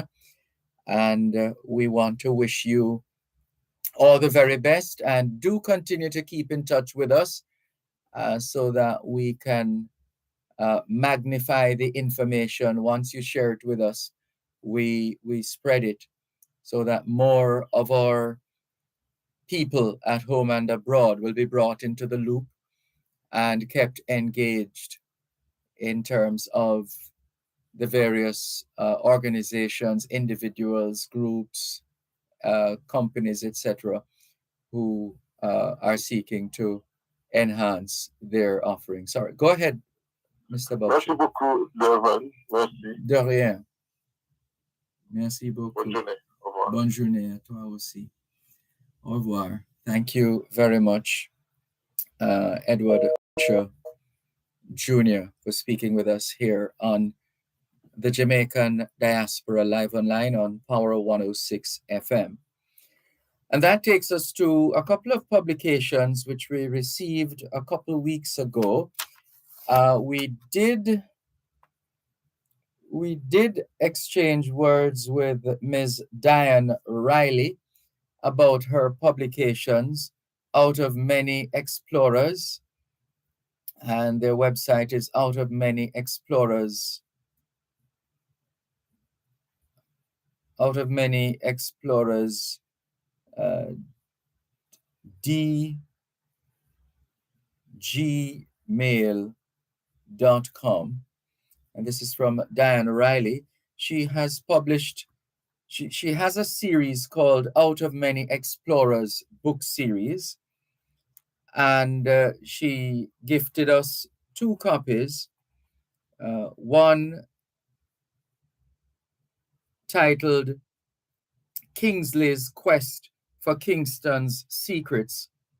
And of course, it's written by Diane Riley. And Andy's Hike Around the Secrets of St. Andrew. And these publications, so number 1, Out of Many Explorers, that's a series, Out of Many Explorers. And this one in particular, Kingsley's Quest for Kingston's Secret by Diane Riley. And the book is dedicated, the author tells us the book is dedicated to her creative and imaginative son, Jalil. And the artwork is pretty good, actually. Pretty good artwork from what we're seeing. The contents, it starts with chapter 1, the mysterious disappearance. Then there's the crucial call, the One Love Museum, delicious clue at a Kingston mansion, secrets of Heroes Park, the race to Liberty Hall, uncovering clues at Emancipation Park, the murals of Kingston, the showdown at the gallery is another of the chapters. And it starts, the story begins, and as I said, the artwork is quite palpable, sharp, very sharp. In the heart of Kingston, Jamaica, a sense of urgency filled the air. Mr. Martlett, the tourism minister, paced anxiously in his office. The contents of his locked safe with all of the invaluable files containing the precious tourist attractions of each parish had been stolen. Summer was just about to start, and the prestigious World Travelers Award, if you are getting the gist of this, they're changing sometimes by 1 or 2 letters a particular name or term for a particular end. So for example, instead of saying Mr. Bartlett, they say Mr. Martlett. So Mr. Martlett, the tourism minister, paced anxiously in his office. The contents of his locked safe with all the invaluable files containing the precious tourist attractions of each parish had been stolen. Summer was just about to start, and the prestigious World Travelers Award was only a month away. Without those files, Jamaica's chances of winning the award seemed bleak.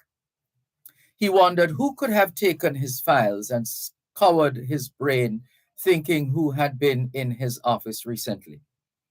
Of course, friendly Mrs. Pattison, his secretary, always had access along with the other ministers.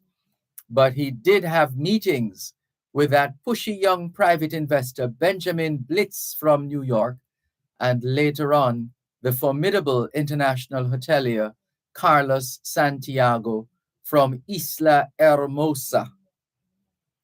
And Mr. Martlet sat and thought about who he could call on to solve this mystery. It was then he remembered the out of many explorers who he met at last year's Grand Gala. The out of many explorers were a highly skilled group of children who, at the time of meeting them, were marching in their individual groups as part of the Grand Gala parade of Boy Scouts, Girl Guides, Cadets, Pathfinders, Boys Brigade, and Girls Brigade. And the story goes on to tell us about a bright and resourceful 11-year-old boy known for his keen observation skills as a cadet, his reputation as an adventurer, and there are sharp photos or sharp artwork, as we have been saying, accompanying the story itself. So another area they looked at, the One Love Museum, which is the Bob Marley Museum, and they use the opportunity. So this is good for children. I trying to find the age, but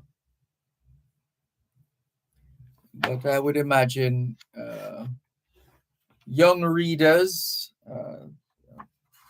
primary school level, perhaps, or maybe a little before that.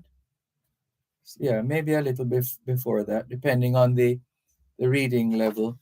So then they take us to other places in Jamaica through this publication. Delicious Clue at Kingston Mansion. What do you think that is? Devon House ice cream. And there's a picture of the building in the background. I mean, not down to a T, but close enough. And it's evident that the youngster in the picture is having ice cream. They also take the readers to Heroes Park, and there's the bust of the right excellent Marcus Mosiah Garvey. And then chapter 6, the race to Liberty Hall. And this looks like exactly like the Liberty Hall building. And they take us to Emancipation Park as well. Again, we can't help but comment on the sharp pictures in this book. One moment, please. You're listening to Power 106 FM. The time is now 16 minutes past 8 o'clock in the morning here at Broadcast House, 32 Lyndhurst Road, Kingston 5, St. Andrew, Jamaica, which means it's 5:16 a.m. in Los Angeles, California. Black Friday Mega Madness. Black Friday Mega Madness. We have never had a sale this big. Get ready, Jamaica. This one is massive.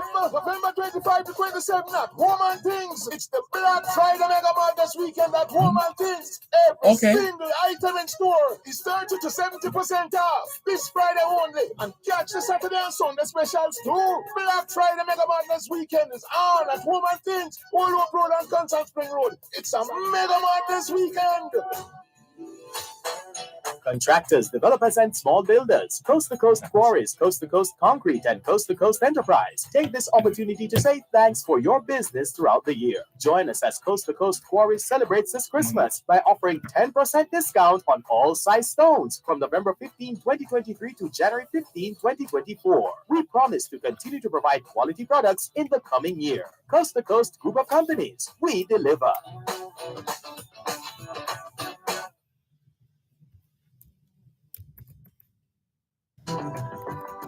Wherever you go, shine in tribute to Jamaicans in the diaspora. Wherever you go, you shine. You make us proud. Despite our challenges at home, you never give up on us. Our sincere thanks. Wherever you go, shine.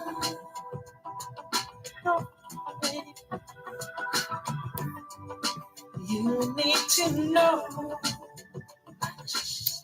Thanks a lot for staying with us here on the Jamaican Diaspora Live Online on Power 106 FM, still streaming live on the Gleaners website, go-jamaica.com, live on your smart devices all over the world.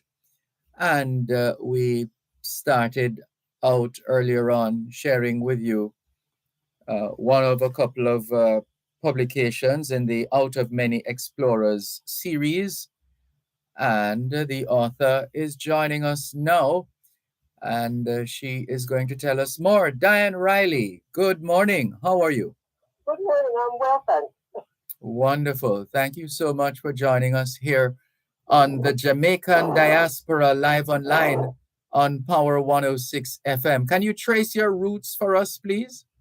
Well, my parents are Jamaican. I was born in the UK, so I'm one of the diasporans, but I now actually live in Jamaica.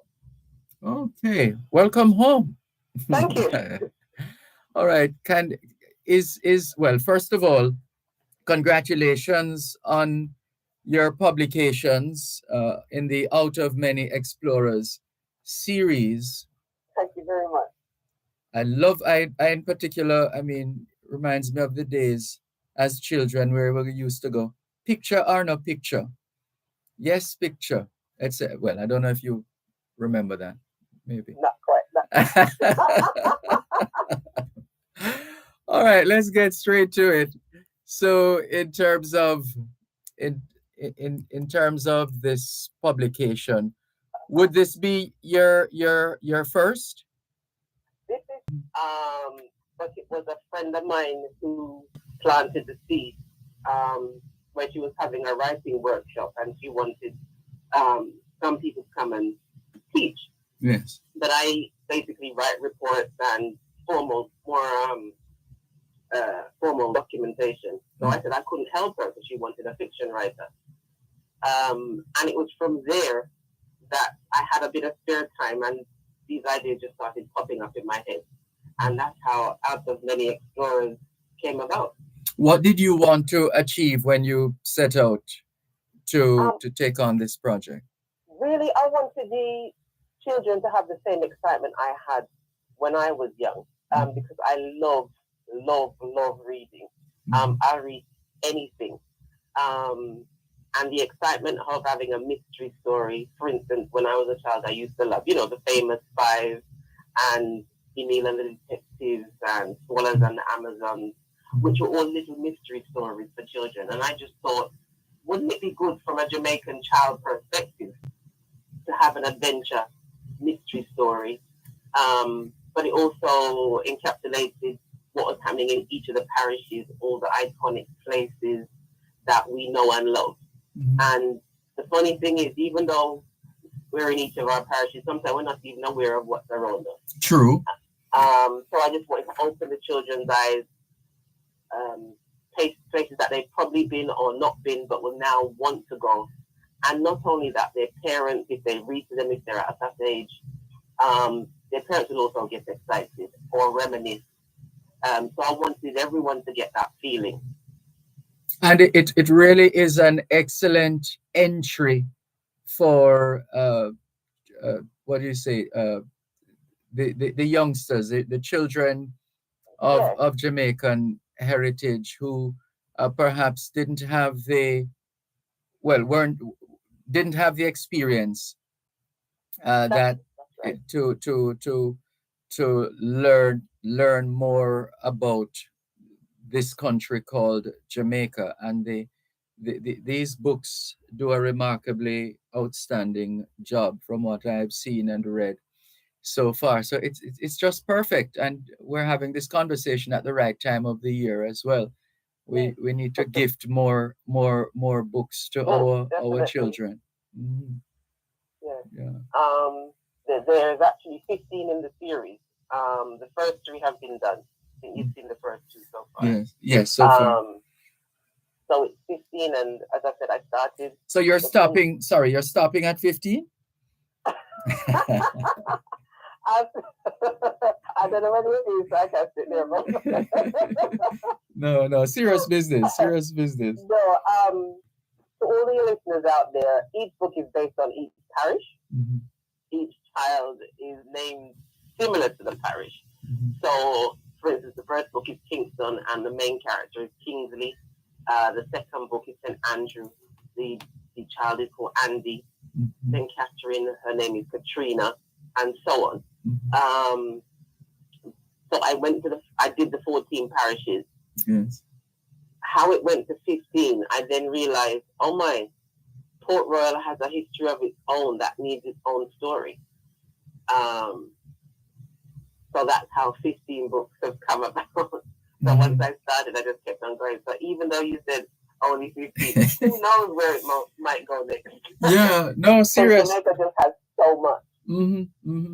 So you might end up. So what kind of feedback have you been getting so far? Have you had the Positive yes, okay. feedback. Children who have read it, they was like, when is the next one coming out? Adults are excited and said, oh, I remember going here, or I want to get this for my child. The book is available both on Amazon and in a bookstore. I'm looking for other outlets at the moment. It's currently at Cozy Corner, which is at Vision Plaza, Central Avenue, which is a wonderful children's bookstore. And it's going to be distributed shortly through Things Jamaica. Mm-hmm. And I'm actually looking for other outlets. So if anybody's listening from, sorry, I got a plug. That's fine. That's fine. If anyone's listening from Kingston Bookstore or Sanctus or any other bookstores, it's an exciting book to get for children. Fontana Pharmacy, etc., especially at the time of year, as you said before. Yes. It's perfect gift item. Yes. And I took note of the fact as well that you creatively adjusted. I know exactly where you're going. But it really is a good read. It's nice. It flows, and then I love the pictures as well. The artwork is outstanding. Yes. Yes. Yes. As I said, it came about, and the funny thing is, most people, when they see children they recognize, and that was also something that I wanted. Mm-hmm. And with the Jamaican motto, the background of the children reflects that motto, and I thought that was very important. As I said, it's a great little tourism guide for children within the diaspora as well. Yes. So when your parents want to come back home, the kids give the children those books, and take them to the location. Mm-hmm. Yeah. As I said, it works both for local children and children abroad. It's the perfect, companion. Yeah, it definitely does. And the other thing now is in terms of how you've been marketing the publication. Is it social media or word of mouth? It's mainly social media. I'm on Instagram, again, at Out of Many Explorers. Mm-hmm. I have a website at www.outofmanyexplorers.com, and also it's going through word of mouth and spreading. For instance, there's a children's book club that have chosen that book to read in the coming week. Oh. And the children will have a chance to have a question and answer with me as well. So yes, it's getting out there. Okay, lovely. And the other thing now is, because we have so many attractions, Mm-hmm. On what basis do you decide which ones to highlight? Which? That is the hard part. The difficulty is because it's for children of a certain age, you can't make the book too long, but it's got to be exciting. Yes. And you've also got to make it in a way where there are places that they're familiar with and possibly places where they're not familiar with. So I have to kind of balance it. Mm-hmm. So that's what I've been doing. So it's usually roughly a choice of 5 to 6 locations. Okay. But there are much more in each parish. Oh, no doubt about that. And which is why I said what I said earlier on. That was my thinking in terms of whether you would be stopping at 15. I'd have to probably come up with a new premise somehow. Right. And so then I think you started naming a couple of outlets. Yes. Uh-huh. Can you run those again, please? That Cozy Corner Bookstore. Mm-hmm. That's off of Central Avenue at Vision Plaza. Mm-hmm. They will be coming shortly to Things Jamaica. So that will be at their store in Devon House and at the airport. Right. So no excuses. You are flying out or flying in. That's right. And as I said, I'm trying to get them into other outlets as well. Yes. Of course, it's always available on Amazon. Yes. Do you plan to stay with the children and the attractions, or have you been bitten by the bug that says, "Come on, go a step further"? I'm focusing on these ones right now. Okay. Because as I said, book 15 is a similar premise, but because that story is so in regards to Port Royal is so in depth. Yes. I don't know where another story could take me. So I'm staying within that realm at the moment. Yes. Understandably so. So, and what about online? It's have you established an e-copy or?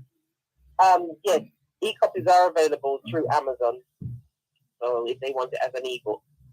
Love the idea of touching and feeling and seeing myself. Same here. One moment, please. One moment. Help us protect Jamaica's borders. Tell us about any illegal guns coming through customs controlled areas. Call Crime Stop at 311. The time by the Jamaica Customs Agency is 8:30 in the morning here at Broadcast House 32 Lyndhurst Road, Kingston 5, St. Andrew, Jamaica, which means it's 9:31 a.m. in Hamilton, Bermuda. The public sector touches the life of every single Jamaican.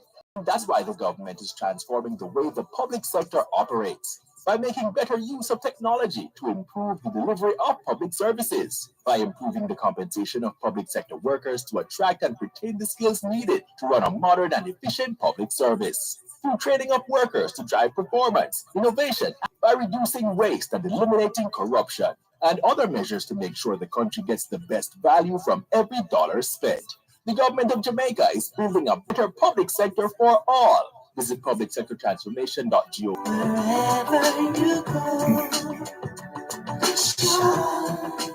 in tribute to Jamaicans in the diaspora, wherever you go, you shine. You make us proud. Despite our challenges at home, you never give up on us. Our sincere thanks. Wherever you go, shine. Thanks for staying with us here on the Jamaican Diaspora Live Online on Power 106 FM. I'm Dervan Malcolm, and we've been featuring the work of Diane Riley.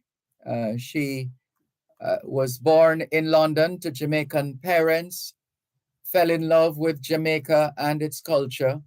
She's an avid reader, and with no idea that she would ever become a fiction writer, She always encouraged children and adults to read more. She wanted children to experience the excitement and adventure through books, just like when she was a child reading Nancy Drew, Emil and the Detectives, and the Swallows and the Amazons books. So why not through the eyes of Jamaican children, she thought. This planted the seed for the Out of Many Explorers. And the book series aims to teach children about the heritage, culture, legacy, conservation, and protection of Jamaica, land we love. And you can read on. So come read the stories and visit Jamaica, are the words of encouragement online at outofmanyexplorers.com. So, is it fair to say that sales are going well, the word is getting out, and all is going Yeah, all is going to plan. Yes. But getting the word out is the main thing. Mhm. So that's what we're working on. So yeah, I'm taking it forward. And again, thank you for your program for highlighting the book series. It's Sure. very much appreciated. Well, happy to oblige. As I like to say, you are the one doing the heavy lifting. I just feel privileged to be able to spread the word uh, and share it with Jamaica and Jamaicans. Yes, I just wanted to yes. add one more thing. Sure. With the reading of the book, on the website, there are also print and play games activities that they can take part in. Ooh. So under the characters, there's a drop down there called puzzles and games. And they can do word search, they can do crosswords. There's even a GPS one where they can use their phones to find the locations within the areas for the characters and stuff. Yeah, looks like fun. Yes. So after they've read the book, they can take part in the game. That's lovely. Very nice. Very, very nice. Right. So it's have you what has it been like in terms of positioning the publication at the bookstores? So what, you have it's a couple of bookstores, is it? Yes, there's one at the moment, well, 4. One at the moment mainly, but as I said, during this week and to the following week, it'll be going out in 3 more stores. Right, And there's a 5th store supposed to come up. Mm-hmm. But that will be in the Trelawney location. Yes. But as and when this gets rolled out, I'll update the details via social media and on the website to where the locations are.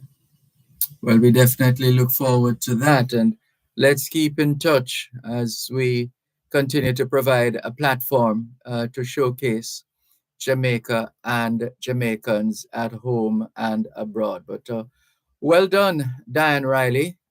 This is outstanding. Thank you very much.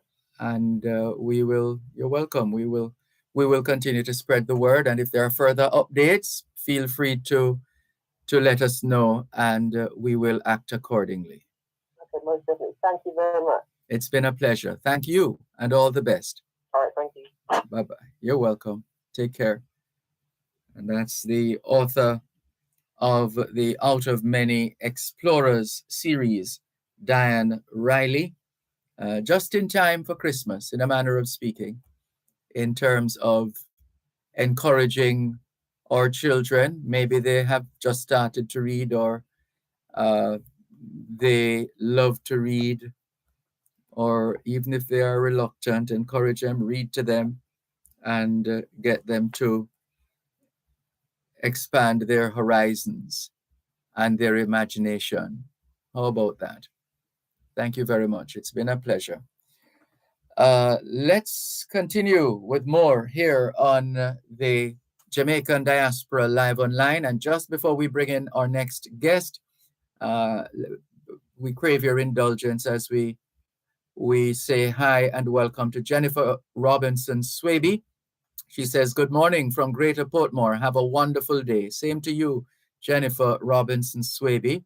Nicola in central Jamaica says, good morning, Dervan. Good morning, Nicola. Pastor Evangelist Sandra Fraser says, good morning, Mr. Malcolm and Jamaicans. Good morning, Pastor Evangelist Sandra Fraser. Dr. Trevor Dixon, founder of the Jaja Foundation and CEO of Jaja Foundation, Jamaicans Abroad, helping Jamaicans at home. And he says, good morning, Jamaican Diaspora from Brooklyn, New York, currently 32 degrees Fahrenheit, says Dr. Trevor Dixon. Cassandra Stephen Brantford says, good morning from Gloucester, UK. Good morning, Cassandra Stephen Brantford from Gloucester in UK. Good to have you join us on the Jamaican Diaspora live online. But right now we're going to shift gear and we're going to say hello and welcome to the Global Jamaica Diaspora Council representative for the Northeast United States of America, Michelle Tolonil. Good morning. How are you? Good morning, Mr. Malcolm, and your listening audience. I am doing well. Happy to hear that. Happy to have you online and anxious to get a sense of how 2023 has been for you and the other members of the diaspora movement as you seek to strengthen and deepen the ties between Jamaicans at home and abroad. Well, it has been, hold on, I'm actually talking to you from my car, so let me turn this down. You can hear me a whole lot clearer. Am I much clearer now? Oh, yes. Mr. Malcolm? Yes, for sure. Okay. Mm-hmm. Okay, so it has been a very interesting year. We're still with a lot of things to do, so I hope you have time just to talk a little bit Sure. about what we have been doing. So, as you know, I'm all about education and I'm all about connecting with the community. And so, out of my visit to the community and being an educator, we came up with having various forums. And the first one we had was on artificial intelligence. And that proved to be so powerful to the point where I have to bring back part 2.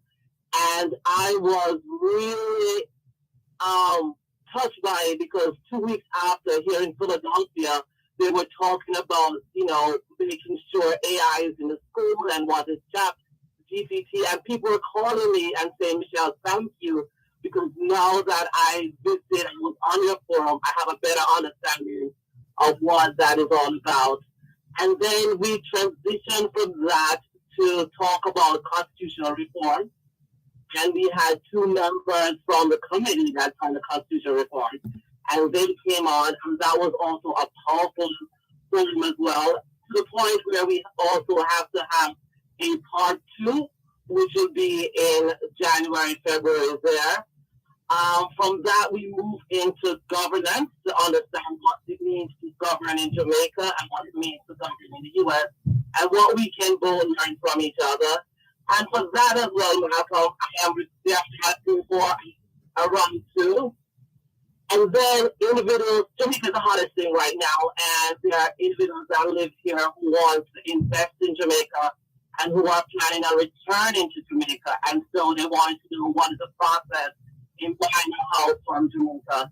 So I also had a section called the nuts and bolts of buying a house in Jamaica with Victoria Mutual Building Society being a real source of information for the audience for that one as well.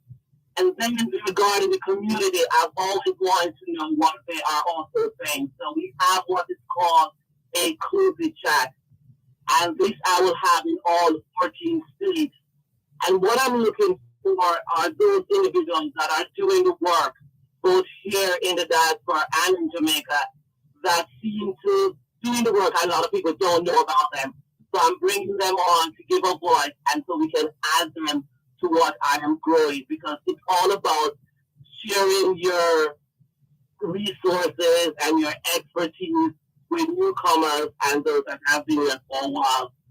And with that, I also find myself traveling to Jamaica. I was actually in Jamaica 2 weeks ago. Specifically, I was in Montego Bay.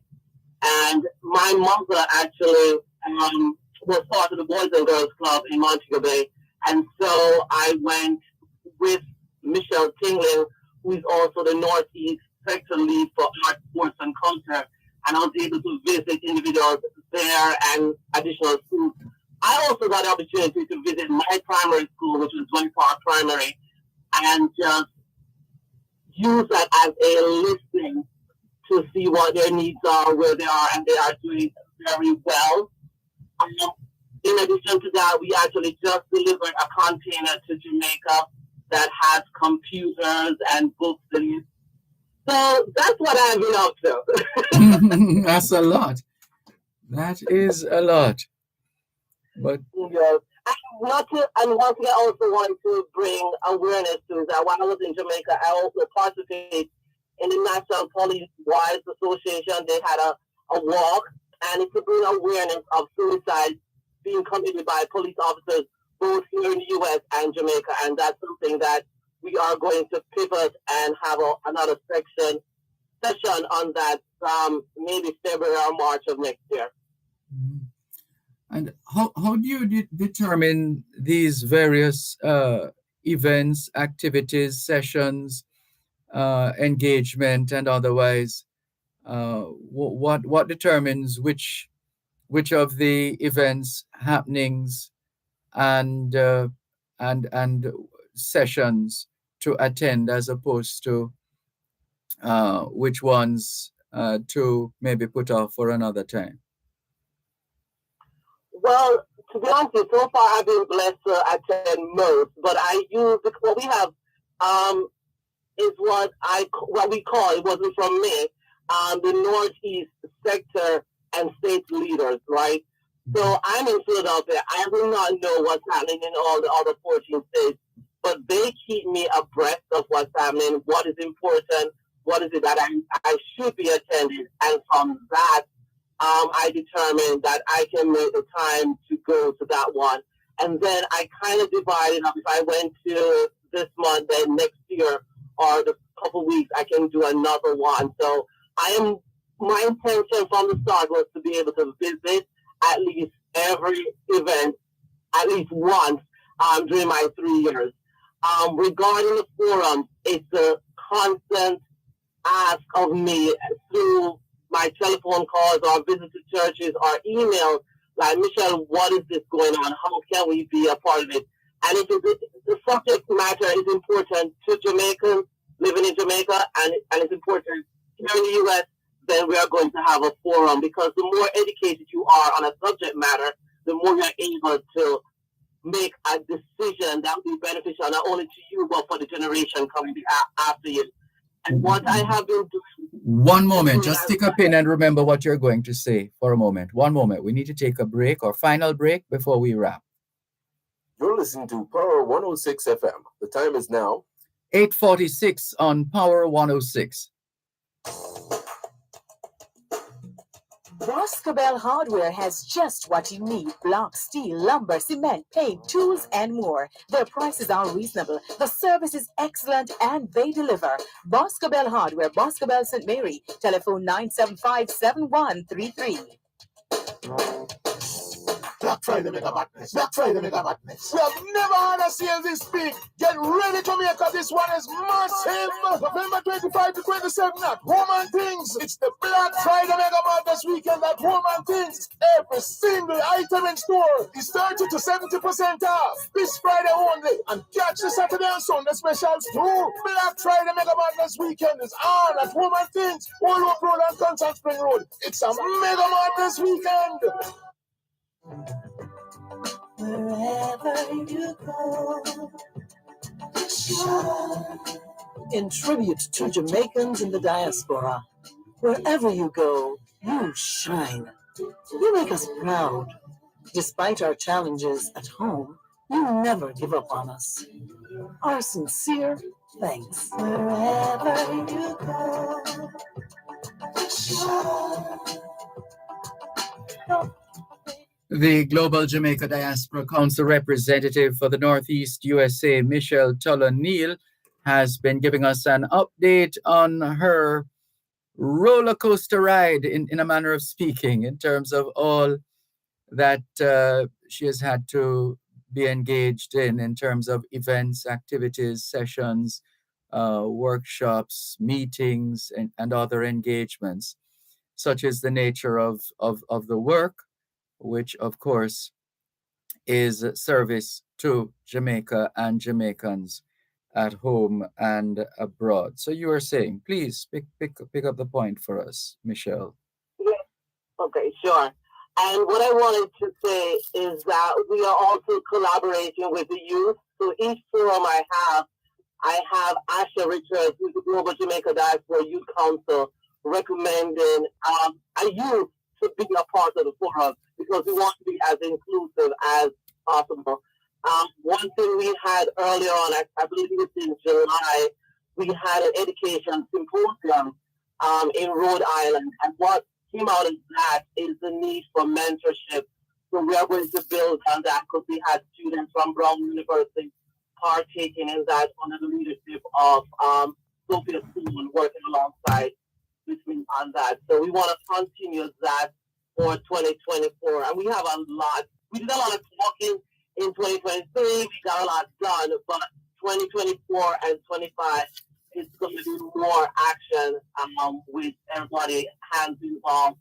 Because one thing you realize with this, Mr. Malcolm, is that you cannot do it on your own.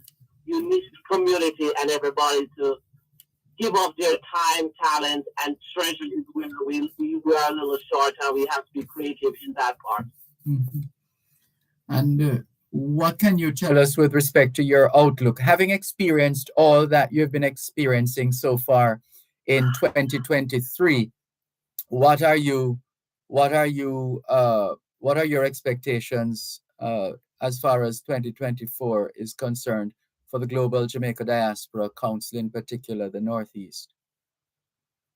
Well, my plans and vision for 2024 and beyond is to collaborating and connecting and educating more on a wider spectrum. There is over 500,000 of us in the Northeast alone, so I need to be finding a way to connect with individuals in Maine and all the other states that we have not been able to make inroads and impact. So I am very intense now for 2024 and beyond to making sure we reach out to those additional states.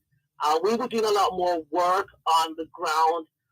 There is an interest with the police here willing to work with police in Jamaica. So I'm working with that as well. And I have a hospital here that would like to do some work because I belong to a women's board that would like to do work in Jamaica. So those are the things. I'm giving you very basic because I wait until it's finalized, talk a little bit more about it.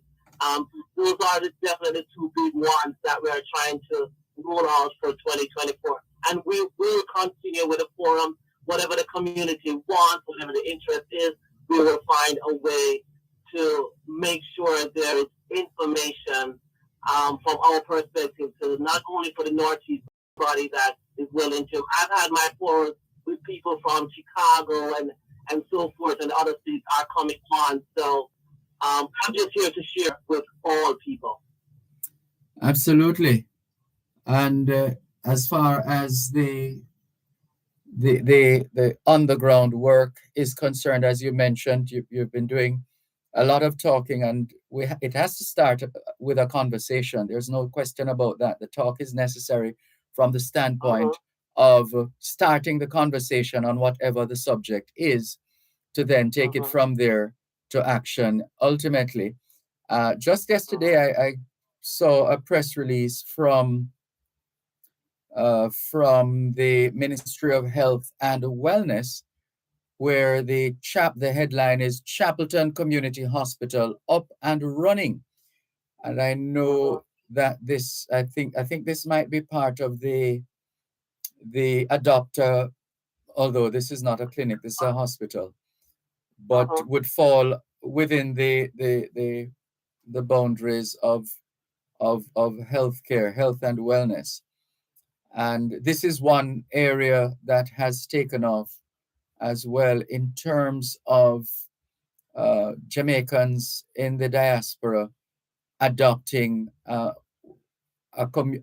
community clinic, a health clinic in their community, etc. And there seem to have been quite a bit of those, and it's an indication that the work continues, isn't it?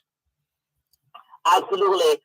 And I have been in talk with Claudia Powell, who has the Northeast Healthcare, and Gary Rule, and we are also talking about adopting a clinic in a specific area, and you'll hear more about that for 2024 as well. So that whole adoption of the clinic or hospital will continue as well. And I think by March, I should be able to finalize that and come on your program to talk a little bit more about that.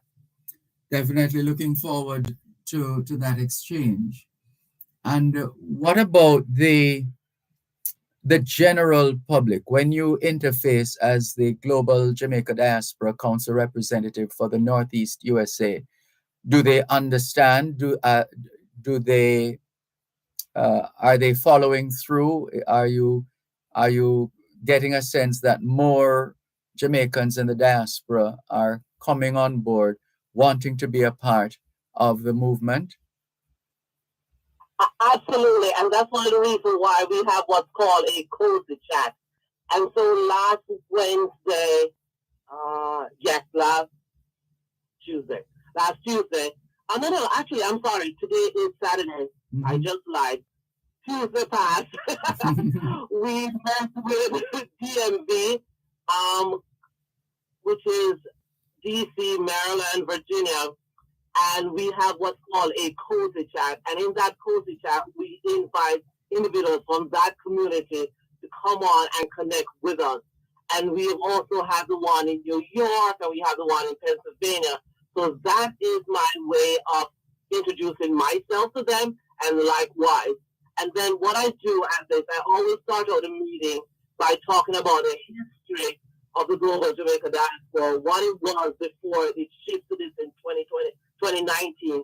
And so to give them a broad view of how it started and where we are and what we want to do and how they can partner with us. Because it's all about partnership and collaboration. And so through these cozy chats, that's how I'm able to accomplish that connection with the communities. Understood.